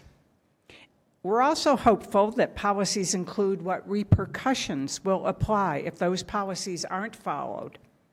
To that end, we're asking to be directed on how to find what policies exist. I didn't find anything on a city website search, but it's pretty deep. I imagine that you as council share our concern and are eager to take this time before the inauguration to review policies now that there is a focus on deporting immigrants from the United States. I'll be contacting the mayor's office this week and asking for a meeting with the appropriate person or people and with the intent of putting our concerns to rest. Thank you for your attention. Thank you, and thank you for the heads up. I'll be on the lookout. All right. Hallie Fieldman.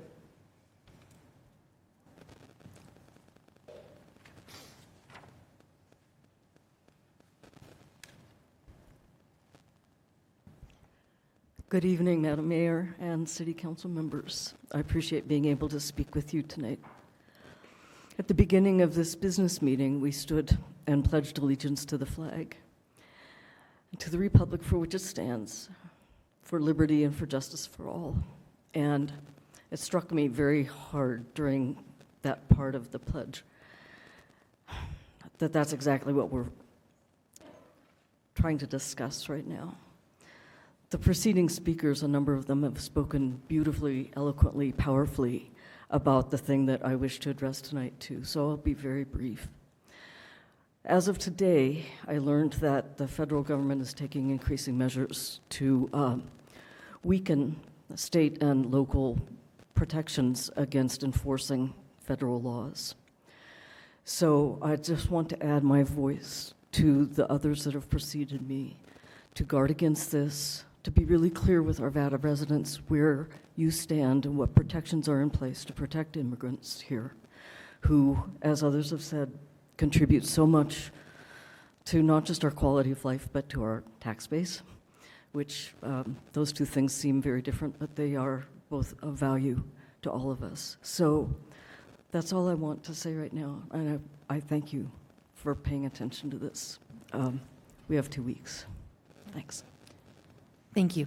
Ann Katzberg.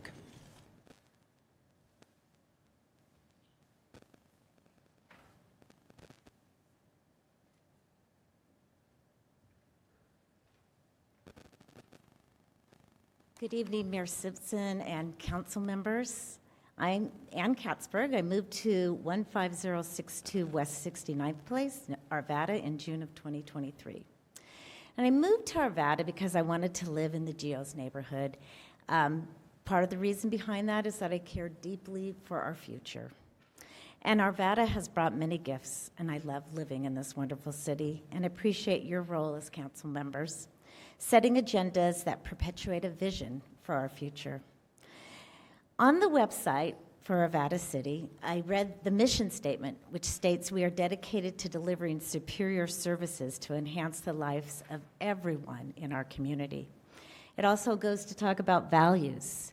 Some words that popped out were innovation, creativity, diverse backgrounds, ideas, passion, being high-performing, having an inclusive team, inspiring each other, and opportunities to value diversity, embrace possibilities, face challenges, persevere, and take action to deliver quality results. And these words on the Arvada website are aspirational. They're words to live by, and your action plans that you make here are the foundation for creating a city that I and so many others want to reside in. Which brings me to my purpose for addressing you this evening. In my developing neighborhood, the Geos, there are new residences that are being built. As I walk by the construction, I see that many of the workers are immigrants.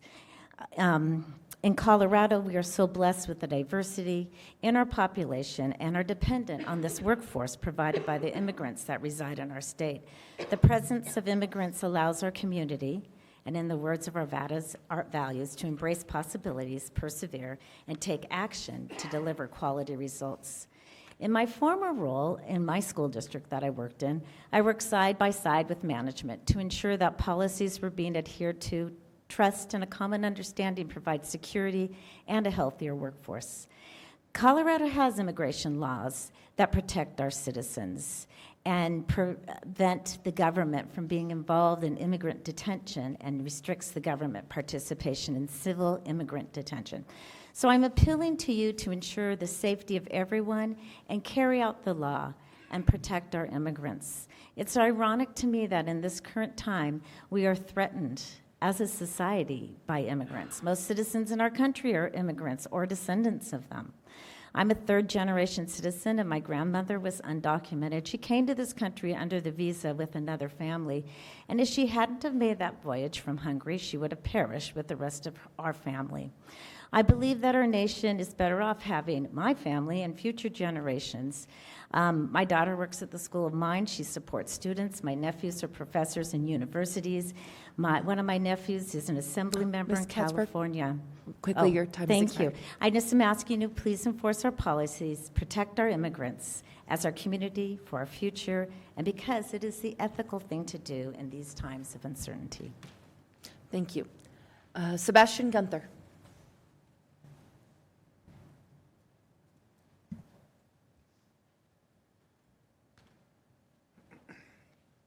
Hello, Council.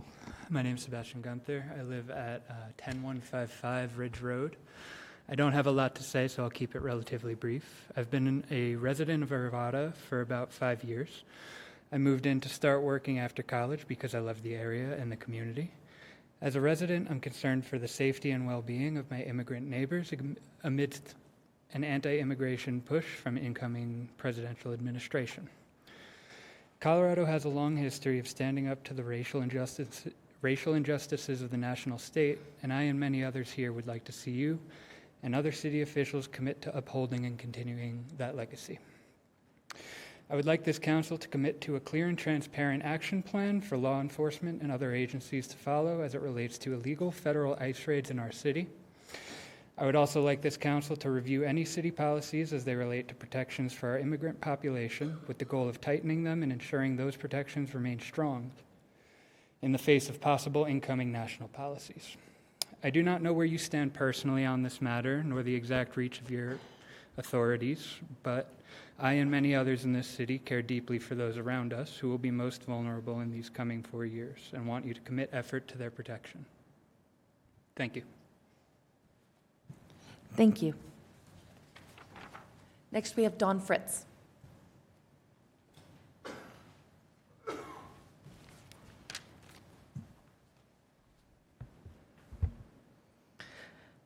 Good evening, and thank you for this opportunity to speak. My name is Dawn Fritz, and I'm a resident of Northwest Arvada. While I often represent Colorado PTA, and there will be some overlap in values, tonight I'm representing only myself. I wasn't sure I was going to speak tonight. You've heard from others about shoring up policies to ensure immigrants in our community are protected. I decided to speak because I remembered the English language learner students I worked with while volunteering in my child's preschool and elementary classrooms. Often, I had the opportunity to volunteer during reading and writing lessons. I had the great privilege to watch students who came from other countries or did not speak English as a first language become fantastic writers. I will never forget seeing one student's beautiful essay stapled to the bulletin board in the middle school hallway. I know where this student began in their education career. I was so proud when I saw it that I teared up, and I am a little bit now too. This child went from significantly struggling to being so successful that their paper was used as an example of excellence. I've had the opportunity to see several students grow in confidence and self-esteem. I hope each and every one of them has the opportunities they need for continued success. I don't know and would never ask about a student or their parents' immigration status. What I do know is that the success I saw was a product of these students' hard work and the hard work of the fantastic educators in Jeffco Public Schools, and it is also attributable to an environment where it was safe for them to attend school. It was safe for their families to engage by attending back-to-school nights, literacy nights, school plays, and parent-teacher conferences. Protecting our schools and other sensitive places is crucial for the continued success of our students and families. Our children and youth deserve to feel safe at school. All children deserve the opportunity to reach their full potential. We all know that the significant threats to our immigrant students are coming. There's talk about the federal government rescinding the memorandum on sensitive places, opening up our schools, churches, hospitals to ICE enforcement. This will harm our students. This will harm our community. When our students feel safe and included in our community, they have the opportunity to thrive. Please look at Arvada's policies and make sure current laws are followed to ensure we are doing everything we can to protect these children and families. Thank you. Thank you. And next we have Joanna Clapham.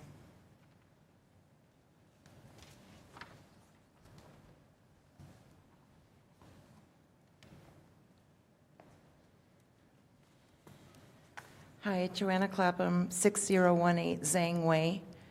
And thank you, Mayor and City Council, for considering our requests and the needs of our beloved community. I speak to you as a fourth-generation Coloradan who was born, raised, and educated in Jefferson County, who has been an Arvada resident for over 30 years, who has taught in Jeffco schools for over 2 decades. I mention my affiliation with the schools because the focus of my 3 minutes, the rest of my 3 minutes, will be on the impact of mass deportations and the threats thereof on our Arvada children and students, and of course their mixed status families. While I have spent hours and hours researching the impact of these actions and took pages and pages of notes, I decided instead to share with you the true story of an Arvada student, which began about 8 years ago, not quite. For protection of his identity, I will refer to this young resident of Arvada as Chewy. Chewy was in kindergarten in the spring of 2017. His mom was unexpectedly detained by ICE and deported, leaving Chewy and his 3-year-old half-brother alone in their apartment to fend for themselves. Somehow Chewy still managed to wake up, get on the school bus each day, and his teacher didn't have any idea anything was wrong until she noticed he was wearing the same clothes and wasn't very clean and was very hungry. She approached Chewy, and together they called his half-brother's grandmother, who rescued both boys, even though Chewy was not blood. She was a godsend. Sadly, Chewy was subsequently essayed by a male adult in that home. That male has since been prosecuted, thanks to the school inviting Front Range Child Protection in for presentations regularly, and to their SRO, who was invaluable in that process.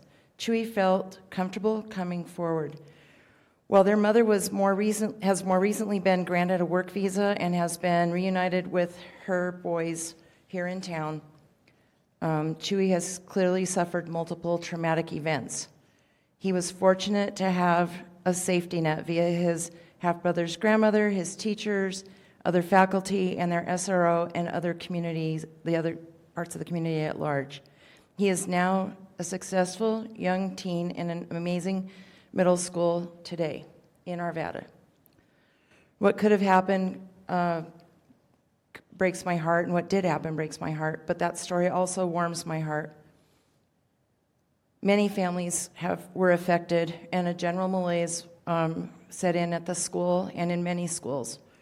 I cannot list all the ways in which the city can prepare to protect all our children, but I do beseech you to do as much as you can for any department that is interacting with the public to just be aware. Thank you. Thank you very much. Is there anyone else in chambers who would like to speak this evening? Ms. Rush, do we have any on Zoom?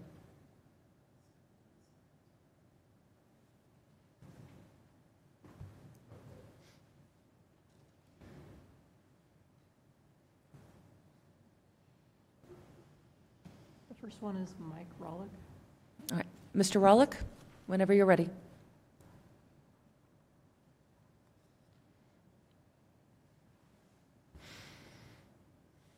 Hi, am I there? We can hear you. Okay. Thank you, Mayor. Thank you, City Council, for letting me speak tonight. As you know, I'm not a resident of Arvada, but I frequent Arvada. I am not talking on behalf of Ralston Valley Coalition tonight, but as a citizen. I just saw an article about the grant program for the Safe Streets program, where we're going to be putting cameras downtown Arvada. Then I got went down the rabbit hole a little bit and looked at the license plate readers that Arvada has installed, and they're by a company called Flock Safety.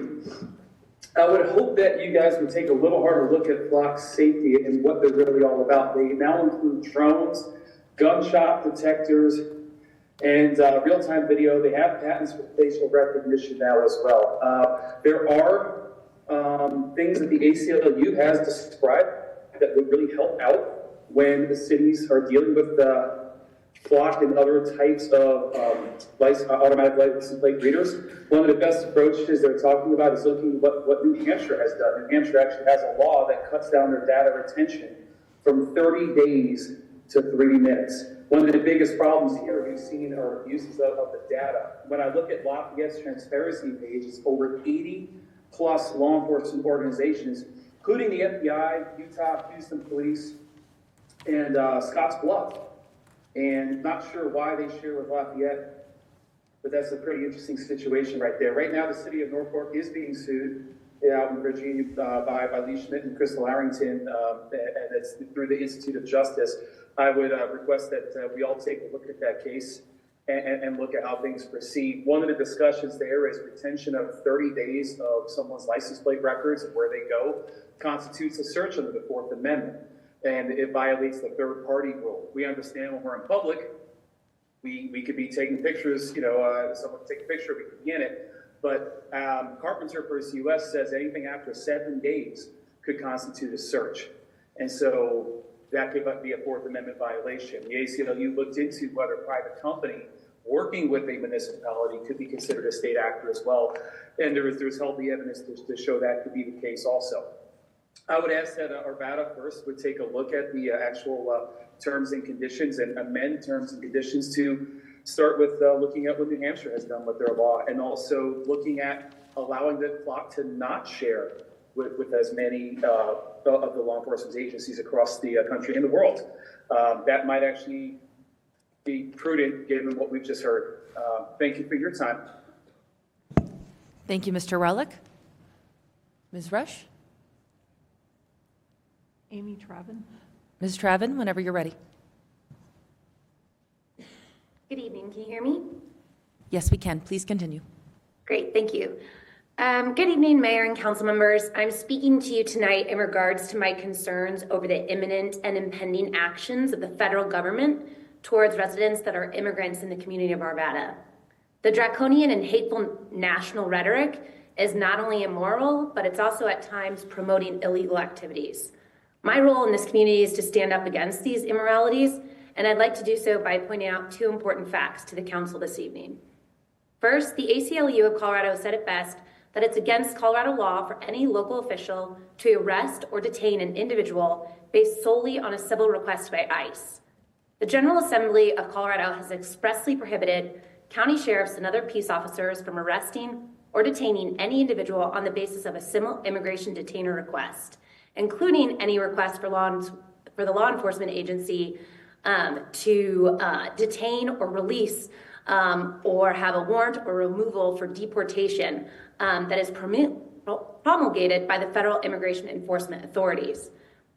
As the General Assembly of Colorado recognized, these requests from ICE are not warrants under Colorado law, and arresting or continuing to detain a person on the basis of any such request amounts to an unconstitutional warrantless arrest and violation of at least the protection against unreasonable seizures in Article 2, Section 7 of the Colorado Constitution.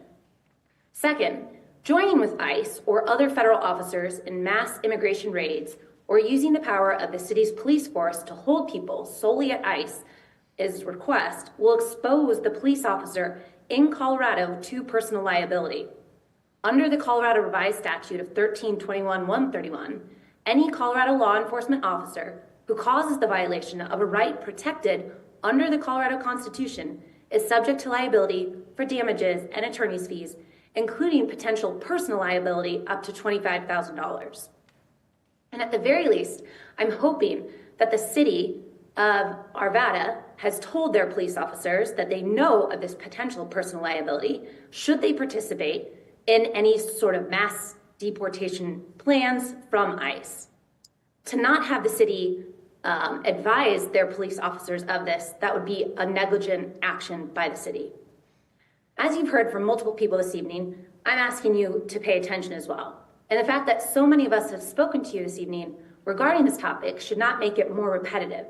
Rather, it should make you feel the sense of fear, the sense of desire to do something, and the sense of how many people are willing to take their time and energy to stand before you and ask for your attention.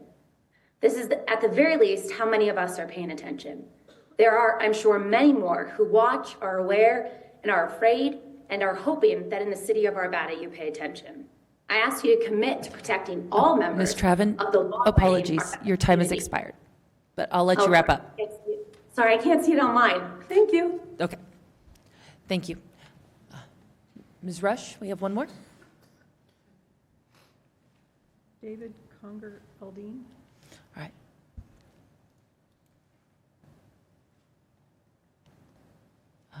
Mr. Congra-Veldine?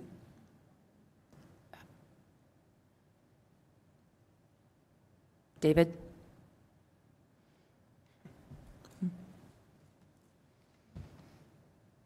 Are you with us? There we go. There you are. It kept popping up and I couldn't click on it. Anyhow, thanks for letting me speak. My issue is completely different. I didn't realize we had started allowing Airbnbs in Arvada. I guess that started in 2020, but in any case, we've had an issue with the Airbnb next door for over a year now. The hot tub isn't installed properly, and there's 120 hertz tone resonating through my bedroom wall into my head, into the head of my bed at 35 to 44 dB above normal levels.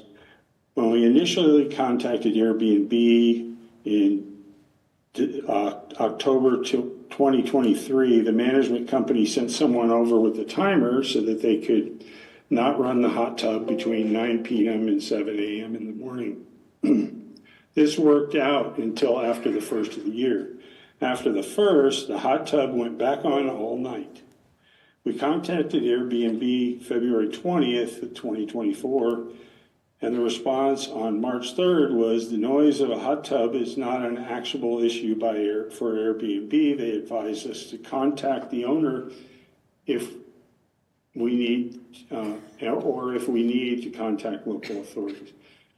I started making recordings on 2/22/2024 with my iPhone, and I've verified that it is above 15 dB for for more than 10% of the time in the evening. It wakes me up at 3 or 4 in the morning. Airbnb would not give us contact details and stated we needed to get online with Airbnb and create an account and go speak to the hosts.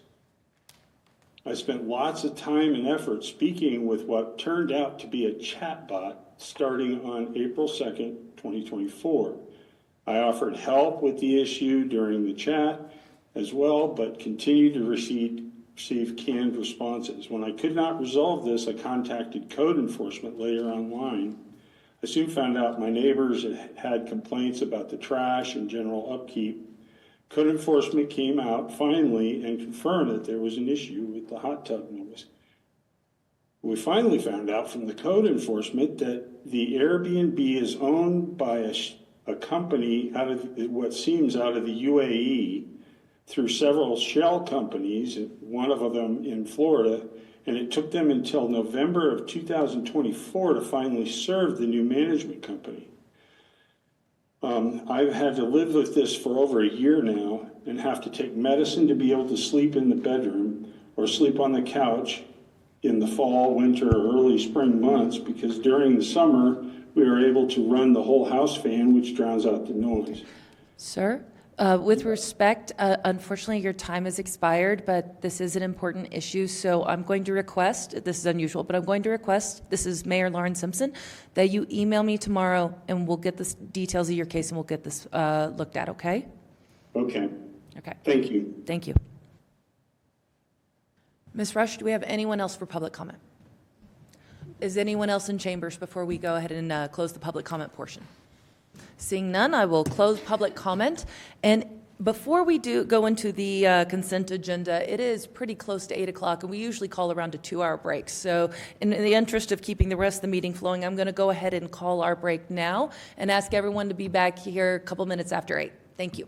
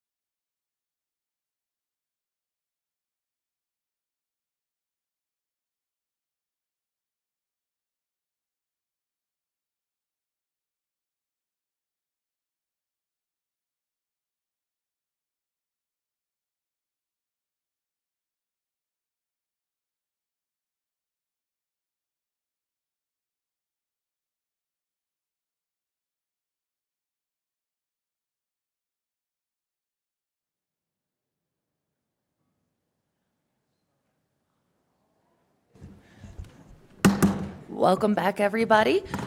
Next on our agenda this evening is the consent agenda. We have 5 items on the consent agenda. They are R25-001, a resolution designating a public place for the posting of notice of meetings for all boards, commissions, and committees of the City Council in the City of Arvada for the year 2025. R25-002, a resolution authorizing an amendment to an agreement by and between the City of Arvada and APC Construction Company for the 2025 Phase 1 Pavement Resurfacing Program, project number 25-ST-01C, in an amount not to exceed $7,388,084. R25-003, a resolution authorizing the issuance of a blanket purchase order in the amount of $950,000 to Synergy Petroleum LLC for the purchase of fuel used in city vehicles and equipment. R25-004, a resolution accepting an annexation petition concerning sections of 64th Avenue right-of-way approximately located at 15812 West 64th Avenue in the City of Arvada, Jefferson County, State of Colorado, finding of said petition substantially compliant with CRS 31-12-1071, as setting a public hearing for February 10, 2025 at 6:15 p.m. for City Council to determine whether the area meets the requirements of CRS 31-12-104 and 105 and is considered eligible for annexation. And finally, R25-005, a resolution approving a quitclaim deed by and between the City of Arvada and Ralston Gardens LLC for real property located at Lot 1A of the Ralston Gardens project at 5772 Garrison Street in Arvada, Colorado. I will accept a motion for the consent agenda. Councilmember Pfeiffer. Sorry, I think we're a little slow tonight. That's okay. Wait a second. I approve. I'd like to make the motion to request approval for resolution, consent agenda items, resolution 25-001 through 005 be approved. Thank you. Falling apart up here, folks. All right. With that, all votes are cast. That passes 6-0 with Councilmember Ambrose being an excused absence. All right. Next, we have resolutions. First, I will open R25-006, a resolution authorizing a second amendment to an intergovernmental agreement to establish the Jefferson County Regional Crime Laboratory. Mr. Jacks, I believe you have this item. Good evening, Mayor. As Council is aware, the Arvada Police Department partners with the Jefferson County Sheriff's Office and a number of other municipalities in the area in an IGA that established the Jefferson County Regional Crime Laboratory, or commonly called JCRACL for short. This is a second amendment to this IGA that will permit the Boulder County Sheriff's Office to join us and these other agencies as a partner in this endeavor.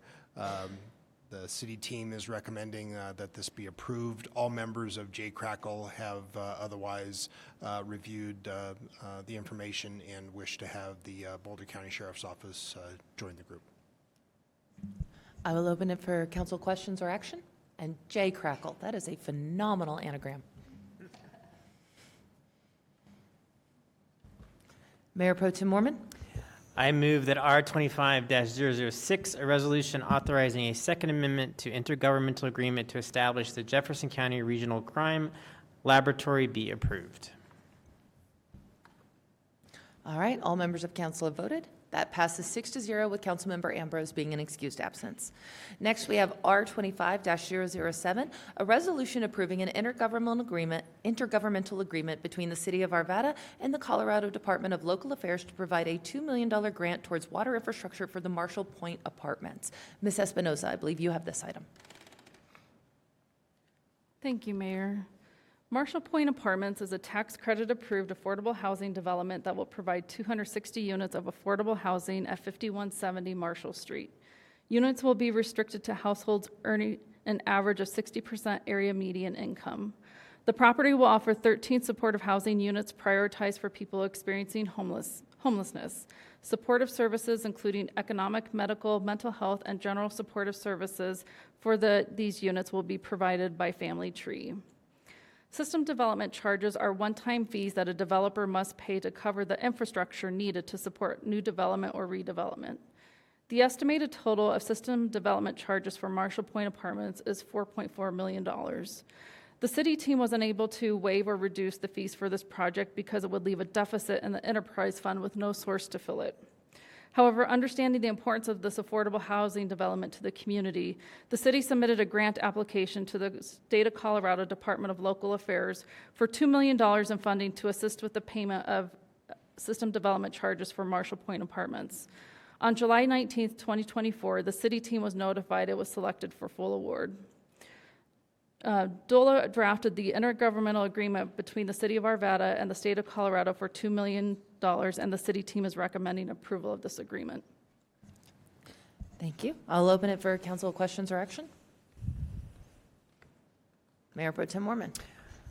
I move that R25-007, a resolution approving an intergovernmental agreement between the City of Arvada and the Colorado Department of Local Affairs to provide a $2 million grant toward water infrastructure for Marshall Point Apartments be approved.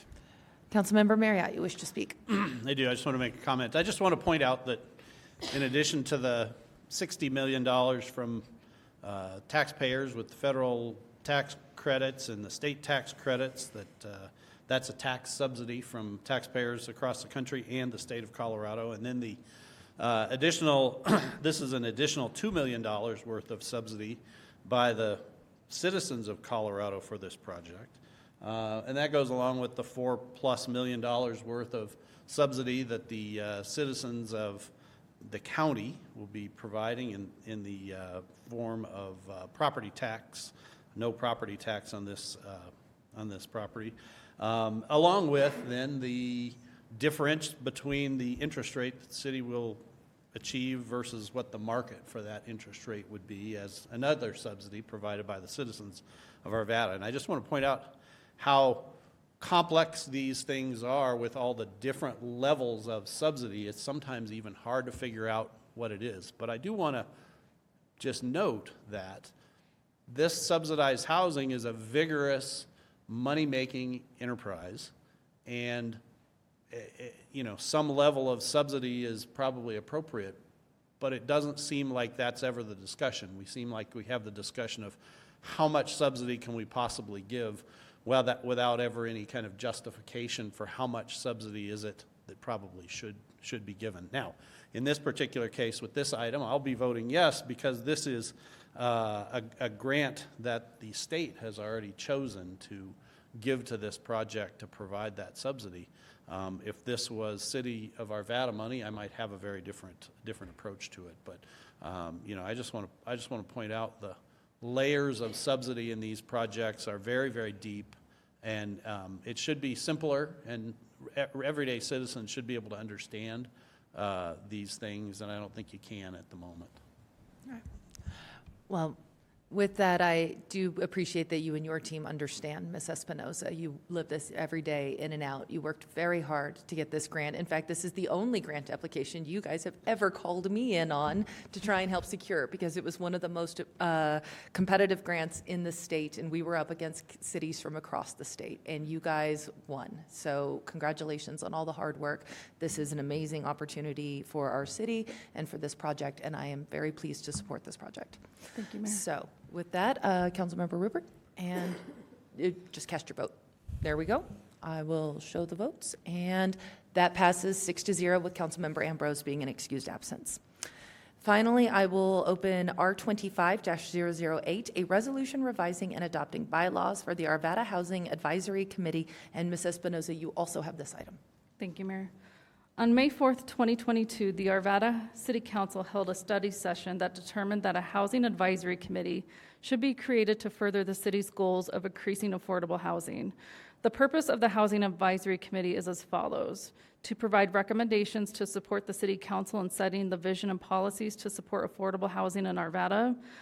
B, to render advice and recommendations to the Arvada City Council using research-based recommendations and community feedback regarding the planning and implementation of city programs and services to preserve and increase the supply of affordable housing in the city of Arvada to the extent such programs and services are supported by the City of Arvada City Council strategic plan. And C, to facilitate community education and engagement of housing initiatives, programs, strategies, developments, and potential partnerships to support Arvada's strategic plan goal of improving access to quality housing that is attainable to a broad range of income levels and meeting its diverse housing needs. On November 7th, 2022, the Arvada City Council approved R22-095, a resolution establishing a housing advisory committee. This resolution included the adoption of bylaws that govern the Housing Advisory Committee. The city team recommends revisions to the bylaws to allow for efficient planning and scheduling of meetings. The team also included a definition of affordable housing as requested by the city council. The Arvada team recommends approval of this resolution. Mayor Pro Tem Mormon. I have a question about the changes. So the line G, I guess it's under Article 2, duties, was stricken from the original communicate committee recommendations on a semi-annual basis. I know we are in the process of revising all of our committees and boards and their procedures. What is do we have a general plan for how these boards and committees are to report to council? So for purposes of this committee, I'll speak to this committee. I'm not sure what the other committees are doing, but I wanted this committee to be able to come to council as needed, or as issues come up, that we would schedule time with council to have those meetings. Sometimes it could be more than every 6 months. It could be once a year, depending on the activities that the committee has planned at that time. So I didn't want to get caught up in necessarily a time frame of when we had to report, but come to council and report to council as needed. Do we have an update on the general approach we're going to take with boards and commissions on reporting to council? Yes, did you see us just chatting over here? Thank you, Mayor Pro Tem Mormon. We are in the process of working on revising policies to help guide council direction over our boards and commissions, following best practices provided by ICMA and other research that we've been conducting. We have that in draft form right now, and we'll be able to present that to you soon. I appreciate that. And I guess my comment on that is that I feel like, our community and our volunteers that sign up for these boards and commissions invest a lot of their time, and I know that we're proud that so many people apply each year to be part of our boards and commissions. So I think it's something that we should be proud of and really be honoring the time that's committed. And so my one concern after, I served on a committee prior to being on this council was that sometimes these, and I think this is part of what we're wanting to address, is that, the committees meet and they, have a lot of conversation, but there can be very little back and forth with council, and they are there to advise us.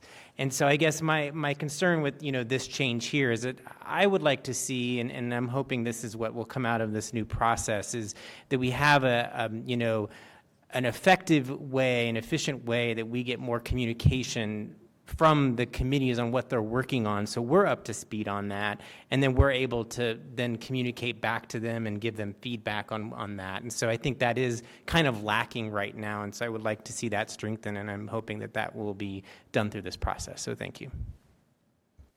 Councilmember Marriott. I have a question. So does the Housing Committee intend to weigh in on the impending climate action plan that the city's working on? That has not been brought up at any of the advisory committee meetings up to this point. Okay. How about the future building code adoption that the city will be doing? That has not been on the agenda either. I realize neither of those are on agenda, but is that committee going to refrain from delving into those topics, or are they going to delve into those topics? I know you don't know for sure, but do you have a sense of what that committee interest is in doing, or how will they be directed to either not do that or do that? Yeah, that's a fair question. I can refer back to the leadership team who are overseeing those projects to see how the advisory committee could be involved, if they should be involved, but at this point, I have not had those discussions with leadership. Okay. Councilmember Marriott, if I may. Sorry. Oh, over here. You're hiding behind that computer. Sorry, I didn't realize I was down that low. We have not gotten into the logistics of our upcoming building code, the ICC code changes. I'm happy to work with Carrie and her team to determine if it's appropriate. We can certainly share information with the Housing Advisory Committee. I don't think that there has been a history of doing that in the past, although I do know that the HAC is a new group. So we're happy to do that. We can really raise any relevant, pertinent questions and just give them an overview. And if something comes up, we're happy to address it. But we also just have to get to that point. Okay.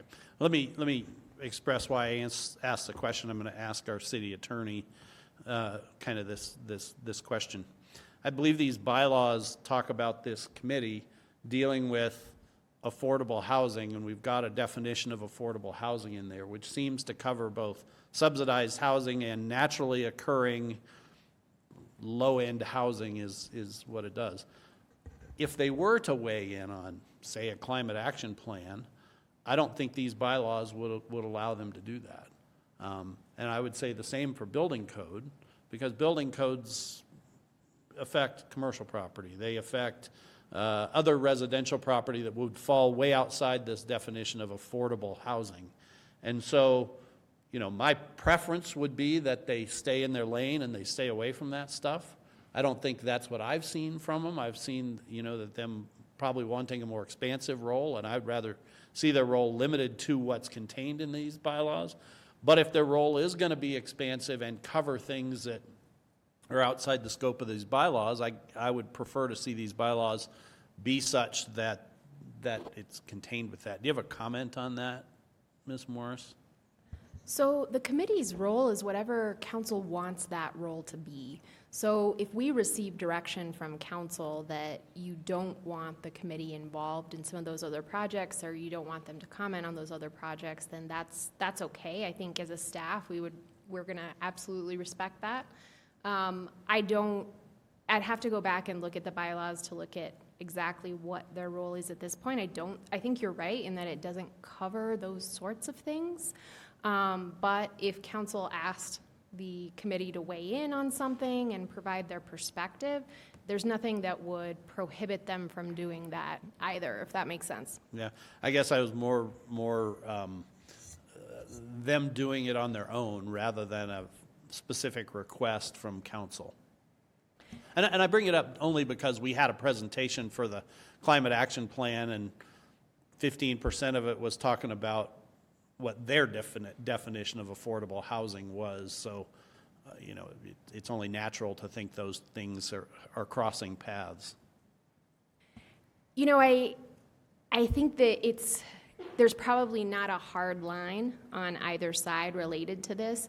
As we work as a city team, we're often extremely collaborative, so we will discuss things with other people from other departments. I assume the committees are probably similar in that if they don't feel like they have expertise on something, or their expertise is crossing over with someone else's expertise, they might ask for that other committee to weigh in. But it's not something council is free to, when that voluntary collaboration occurs, you're free to either take that information or discard it as you wish. Since you've created these committees, what you do with the information provided by the committees is entirely up to council. Okay, thank you. And Councilmember Marriott, just to add to Rachel's comments, we did share the climate action plan with Carrie, who is our housing division manager. And so really she's the content expert, and what she's looking at is to align any of that information with the housing, affordable housing strategic plan. So that's really where the expertise is. It's not necessarily going to be involving the Housing Advisory Committee again, unless it's deemed appropriate and necessary. Councilmember Pfeiffer. We need to probably talk about this more broadly, because I know the Transportation Advisory Committee and the Sustainability Committee are talking as well, and that might not be within their bylaws either. But maybe we need to talk about this cross-pollination of advisory committees that could be good, maybe not. Swim lanes could be confused. Agendas could be mixed, you know, and I could see that happening. I think Park Advisory is also chiming in on some of the transportation stuff as well, which could make sense as well with trails and stuff. But maybe this is just a more broader conversation, or a broader conversation with council, and maybe our expectations. Maybe we should have an expectation document to share with every advisory committee. Yep. But We won't hold yours up for hostage on that topic. I think that makes a lot of sense, and whatever conclusion council comes to, we can memorialize that in the bylaws for the various committees. Absolutely. Councilmember Davis. So when I was a member of the Arvada Park Advisory Committee, we were encouraged to talk to ABAG, the Bike Advisory Group, Sustainability when it started, and some other committees to make sure that our, especially when we were writing the master plan, things aligned and we weren't working at cross purposes with other committees. And so, you know, if sustainability was moving this way, Arvada, the Park Advisory Committee, didn't want to put something in the master plan that would be contradictory to that. So I think some of that cross-pollination is really important so that we don't, so that the right hand knows what the left hand is doing. And we don't, you know, when you're talking about trails and open space and bike lanes, that goes hand in hand with transportation because you want to make sure that everything is safe. So I think that there's value in the various committees speaking to one another, which is also why there's really good value that a council member sit on those committees to say, hey, sustainability, this is what I know what they're doing, and I can provide, or we can provide each other a heads up on how approaches are being taken that way. You know, if sustainability is saying no more asphalt, then what's transportation going to do? You know, that kind of thing. Thank you. Yeah, I tend to agree with you, Councilmember Davis.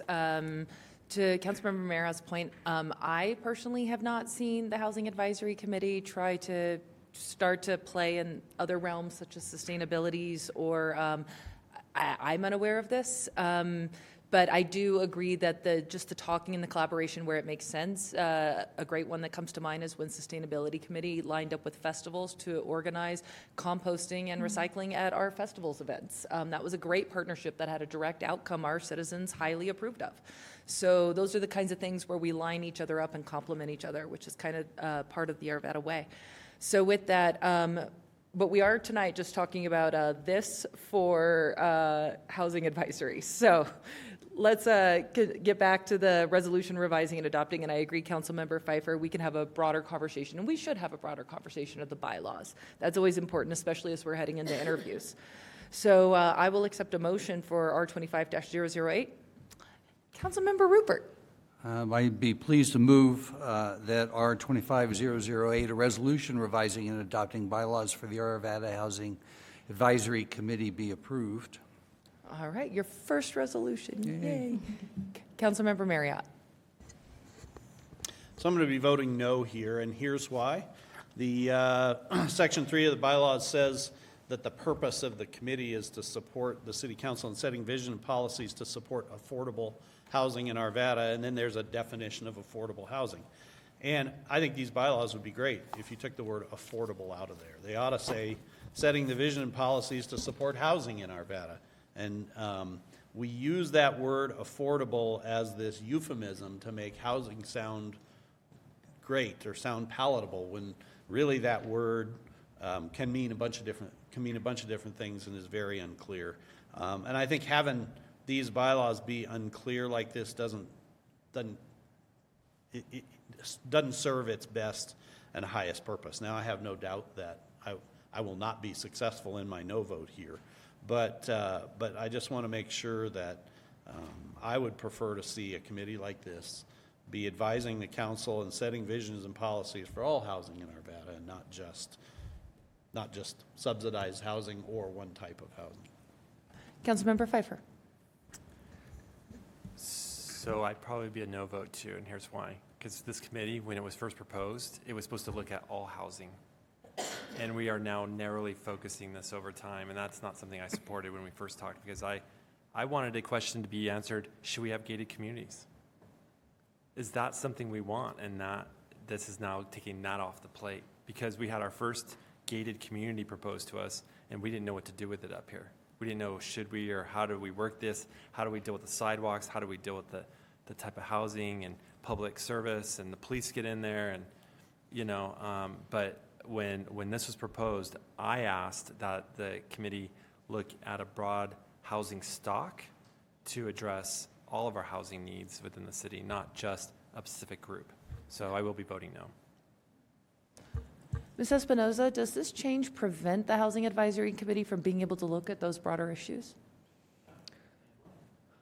Yeah. With the definition, yes. Okay. All right. Council, any other comments before? All right. All votes are cast.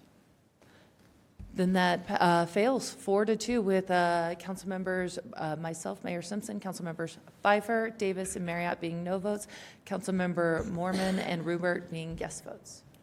Council member Marriott, you wish to speak?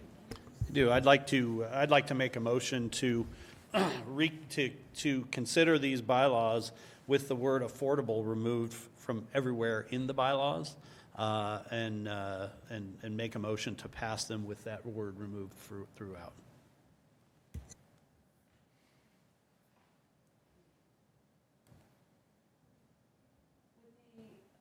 Quickly, with the word affordable removed throughout the bylaws, does that make any kind of substantive change to where our Housing Advisory Committee cannot focus on any affordable housing? Because I want to make sure that remains a part of their mandate. I just don't want it to be limited to their mandate.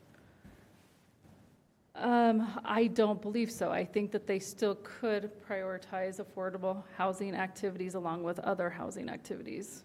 Okay. Councilmember Rupert. I'm wondering if the amended version removing affordable opens the door to exactly Councilmember Marriott's concern, which is that they can take on any of these issues, including building codes and that sort of thing. All of those seem to now fit within their mandate, and that may or may not be a bad thing. I just want to put it out there that it seems to do that. Can I answer? Absolutely, that? please. Let me try to answer that. My intention would be for them to do that, provided that what they were looking at is all housing. If they're only looking at subsidized housing, I wouldn't want them weighing in on those things, because I think that's a narrow view that then affects other things that they don't have any concern over. I think that committee should have concern over all housing in Arvada and ought to be advising us on all matters and not just subsidized housing. And provided that their mandate is for all housing, I'm fine with them weighing in on other things. It's that purpose of only being for subsidized housing that I have a problem with. Council, from a drafting perspective, I'd like to make a suggestion. I appreciate what Councilmember Marriott is saying and what Councilmember Pfeiffer has said related to the purpose of the advisory committee. What I think might make sense as we go back, let us take it back and rewrite it to accommodate those concerns, and then maybe bring it back. My only concern here, again, from just a strictly drafting perspective, is that if we remove affordable housing in every instance in the bylaws, we haven't had a chance to look at what that might do to the structure of sentences and whether sentences still make sense and things like that. So maybe if we could bring it back with a more thoughtful revision that takes into account those comments, we could get council a better product. And let me just respond. That's fair enough, and I think that's a good plan. That's better than probably doing it hastily up here. So I'll withdraw my motion and look for that in the future. Perfect. Thank you for saving me the ass there, Councilmember Marriott, and great catch. So with that, we will allow the motion to be withdrawn, and we'll look to the team to go back, just make sure it is cleaned up a little bit. It's not that we don't want to prioritize that. It is an important priority. We just don't want to be limited in the scope in case there are other opportunities. For instance, with 1313, density around transportation, with the closed school properties, there are lots of things we could lean to the Housing Advisory Committee to look to, and we don't want them to be limited by their own bylaws for that. Okay. All right. So with that item stricken, We now move to first reading. Mayor Pro Tem Mormon. Thank you, Mayor. I move that CB 25-001, an ordinance repealing and reenacting Article 4, tax relief of Section 98, taxation of the Arvada City Code, be approved on first reading, ordered, published in full, and a public hearing set for January 27th at 6:15 p.m.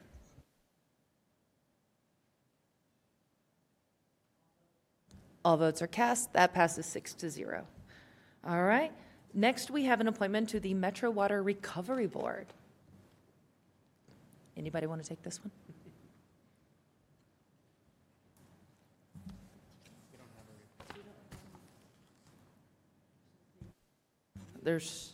Hold on. Got it?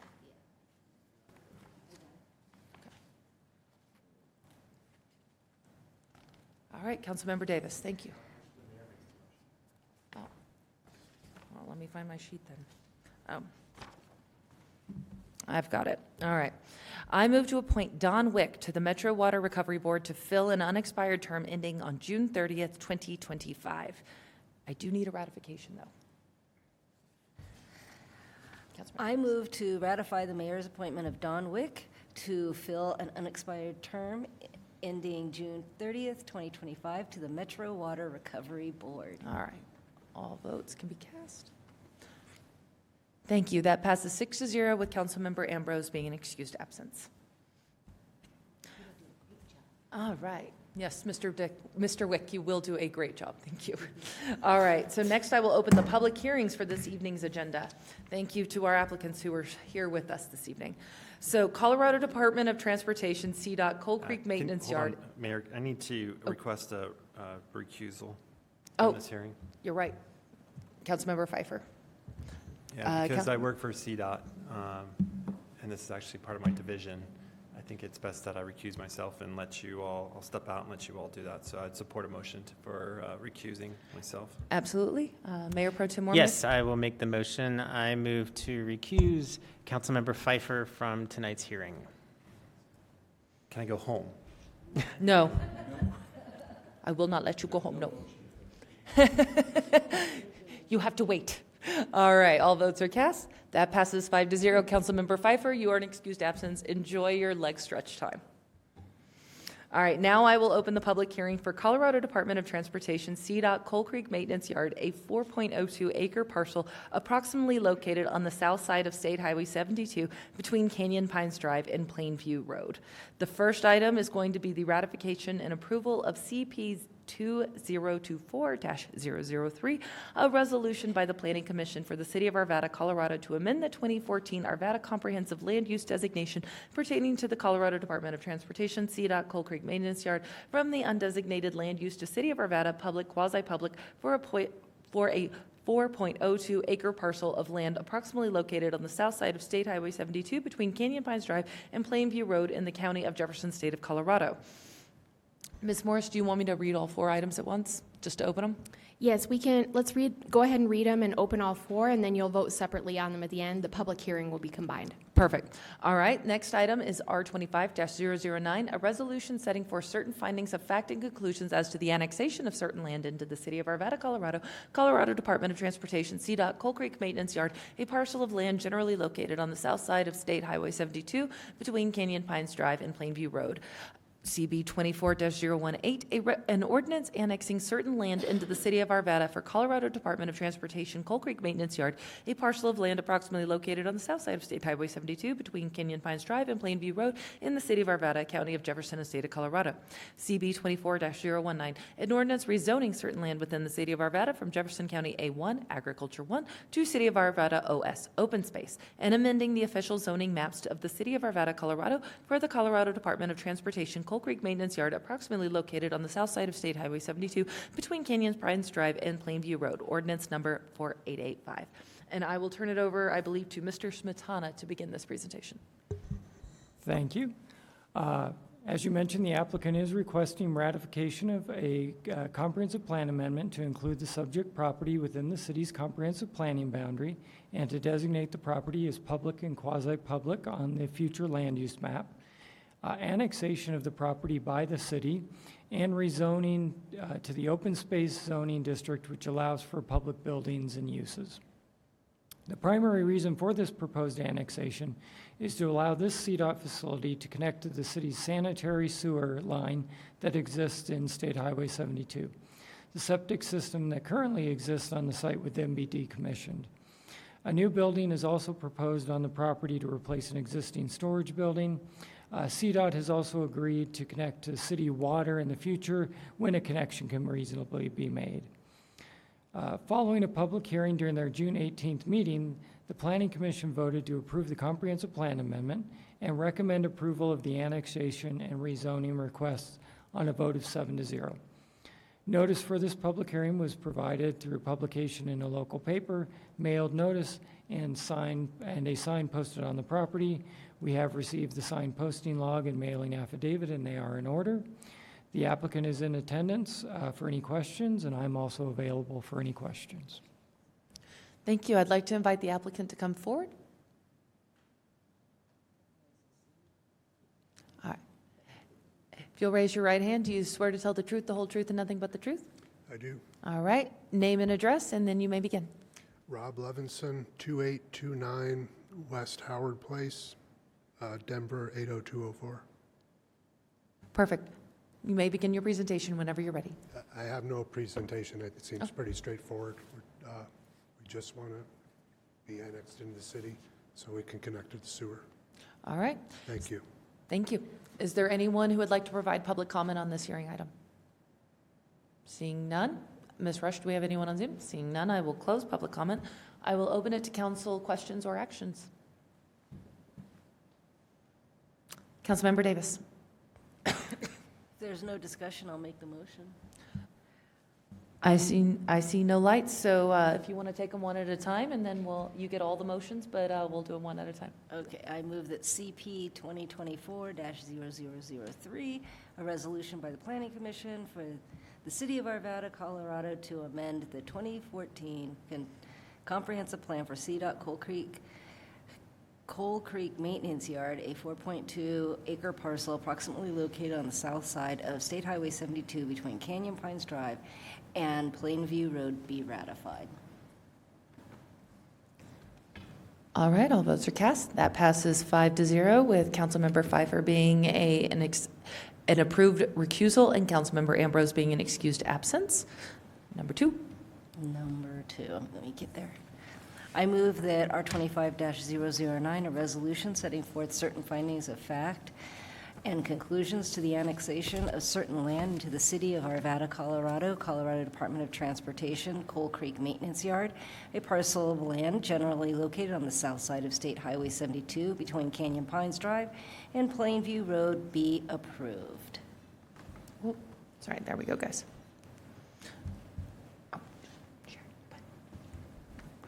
All votes are cast. That passes 5-0 with Councilmember Pfeiffer being an approved recusal and Councilmember Ambrose being an approved absence.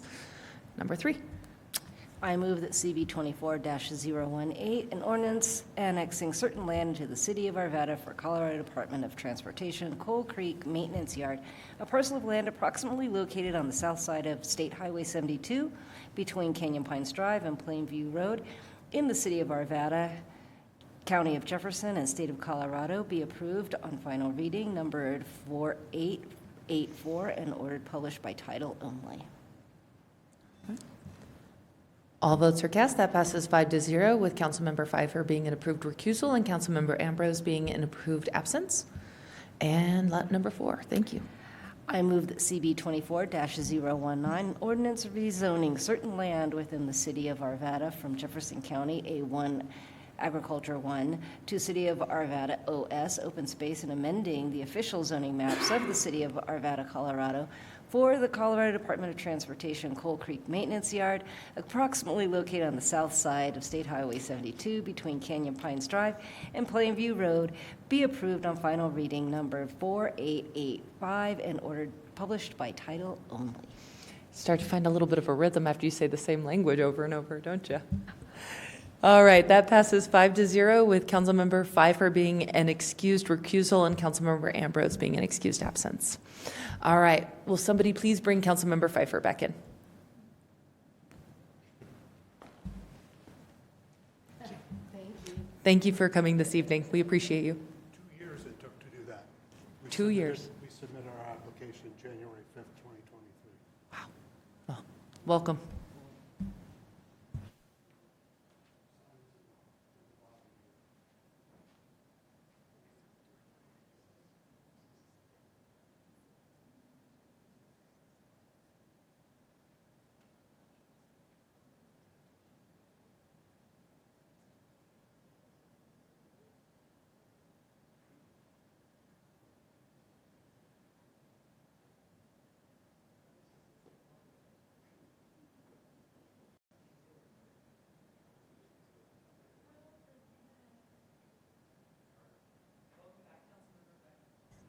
All right, welcome back. All right, next I will open the hearing for major modification from LDC Section 2-1-3-3A for the purposes of modifying lot widths to comply with the standard setbacks at 7399 Carr Street.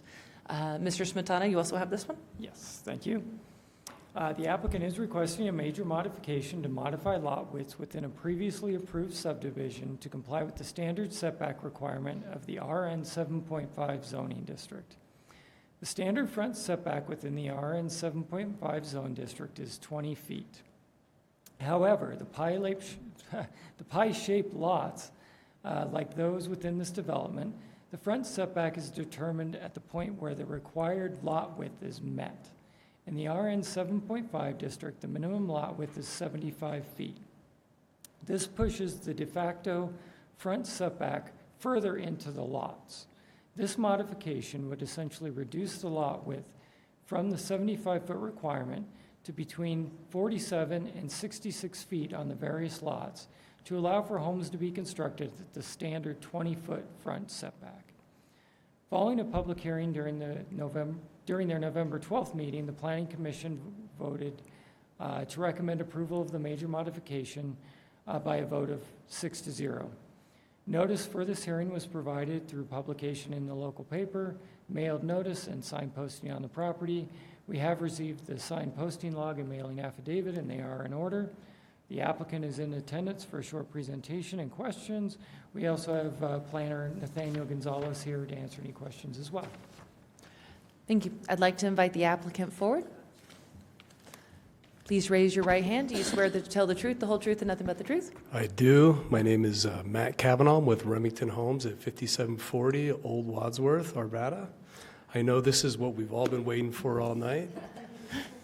I feel bad. This is probably the least important thing that I've heard tonight with respect to all that's going on in this world. So I'll try to make this very quick. Everybody wants to get home. Do we have that exhibit up here that we can pull up? This gives the general location. I could just go back one and I can show you where the location is. Where it says site, just to the right of that is the Indian Tree Golf Course there. There's a lot of construction going on in that corner right now. I've been trying to go up there to check our sign posting, and it's been really tough to get up there. But it looks like some of the issues that were brought up in the neighborhood meetings are being addressed, which are some crossings, some pedestrian crossings over the canal, which is fantastic. So next slide, please. So this slide here kind of demonstrates the predicament we were in when we were trying to design homes for this site. So I'll preference this that we did not entitle this site. We acquired this site. It was entitled through the straight zoning of the 7.5 residential zoning. And I think staff would agree that this brought out a interesting discussion point when it comes to this zoning when you have a cul-de-sac. And in this scenario, it identified for us pretty quickly that the homes would be very much compromised in their rear yards, most especially. So for a single-family dwelling unit, the green that's identified there is what is currently allowed for the front setback to the front of the house. So let's just say the very furthest point or the closest point to the house. And most of our homes then from there back, what's left is your yard. And in some cases, you had a very large driveway in a very tiny backyard. So we're here tonight to request I think what is a generous driveway of 20 feet and a modification just on those lots and no other lots that you see up there, but just those on the cul-de-sac to allow for a setback to be adjusted. And that concludes my presentation. Happy to answer any questions. I'll open it for council questions. Mayor Pro Tem Mormon. Thank you. I just have a question. It's probably maybe for you, maybe more for the city team. Looking at the concerns that were raised at the neighborhood meeting about the walkability of Carr Street, I know we talked about the crossover of the ditch, which is great, but can we talk a little bit more about what's happening with the sidewalk situation on Carr Street and how is that being improved and how is that being addressed? There will be sidewalk constructed adjacent to this development, so that will continue around the curve. It doesn't completely resolve all the pedestrian issues in that area, but it does start to give some better pedestrian connectivity in the area. I'm not sure that I can speak to all the projects that are underway in that area, but this will certainly help with the situation. Okay, thank you. Mr. Kavanaugh, just following up on this question, does the west side of your property here, that's going to be on the south side of, what is that, 74th? Yeah. So it goes up, Carr curves into 74th, the west side of your property. So the park is right there, Robbie Ferrafino, and that's a very, very popular park. Is it possible that the sidewalk extends to where the eastern end of the park begins on the north side of 74th? Well, what I can say is that the pedestrian bridges that are installed now, as I see them up there, are actually on what would be the other side of the street. So it does leave a little bit of a conflict there for pedestrians to have to cross the street at that location to get to the bridges and then to safely get themselves to the park. I don't know the reasons for why it was put on that side and not on this side, but you know, I think that the biggest concern that I heard in the neighborhood meetings was how much the road narrowed and there was no space to walk. Mm-hmm. So that was your dog or what have you, with your kids and so forth. So this situation doesn't 100% solve it, but there would be a nice sidewalk that would be available to the tip of our project there where you have good sight visibility to be able to cross the road and then get to the other side and cross over the canals. So. Okay, perfect. Yeah. And then how about when is construction expected to be completed and the road opened? I don't know. We're not doing the construction out there, but it looks like it's well underway. There's some utility construction going on that maybe I'm not exactly sure what's happening there, and then the bridges. But we probably won't start construction until sometime this summer. So we have some time still, and I'm sure it'll dovetail well. Okay. Yep.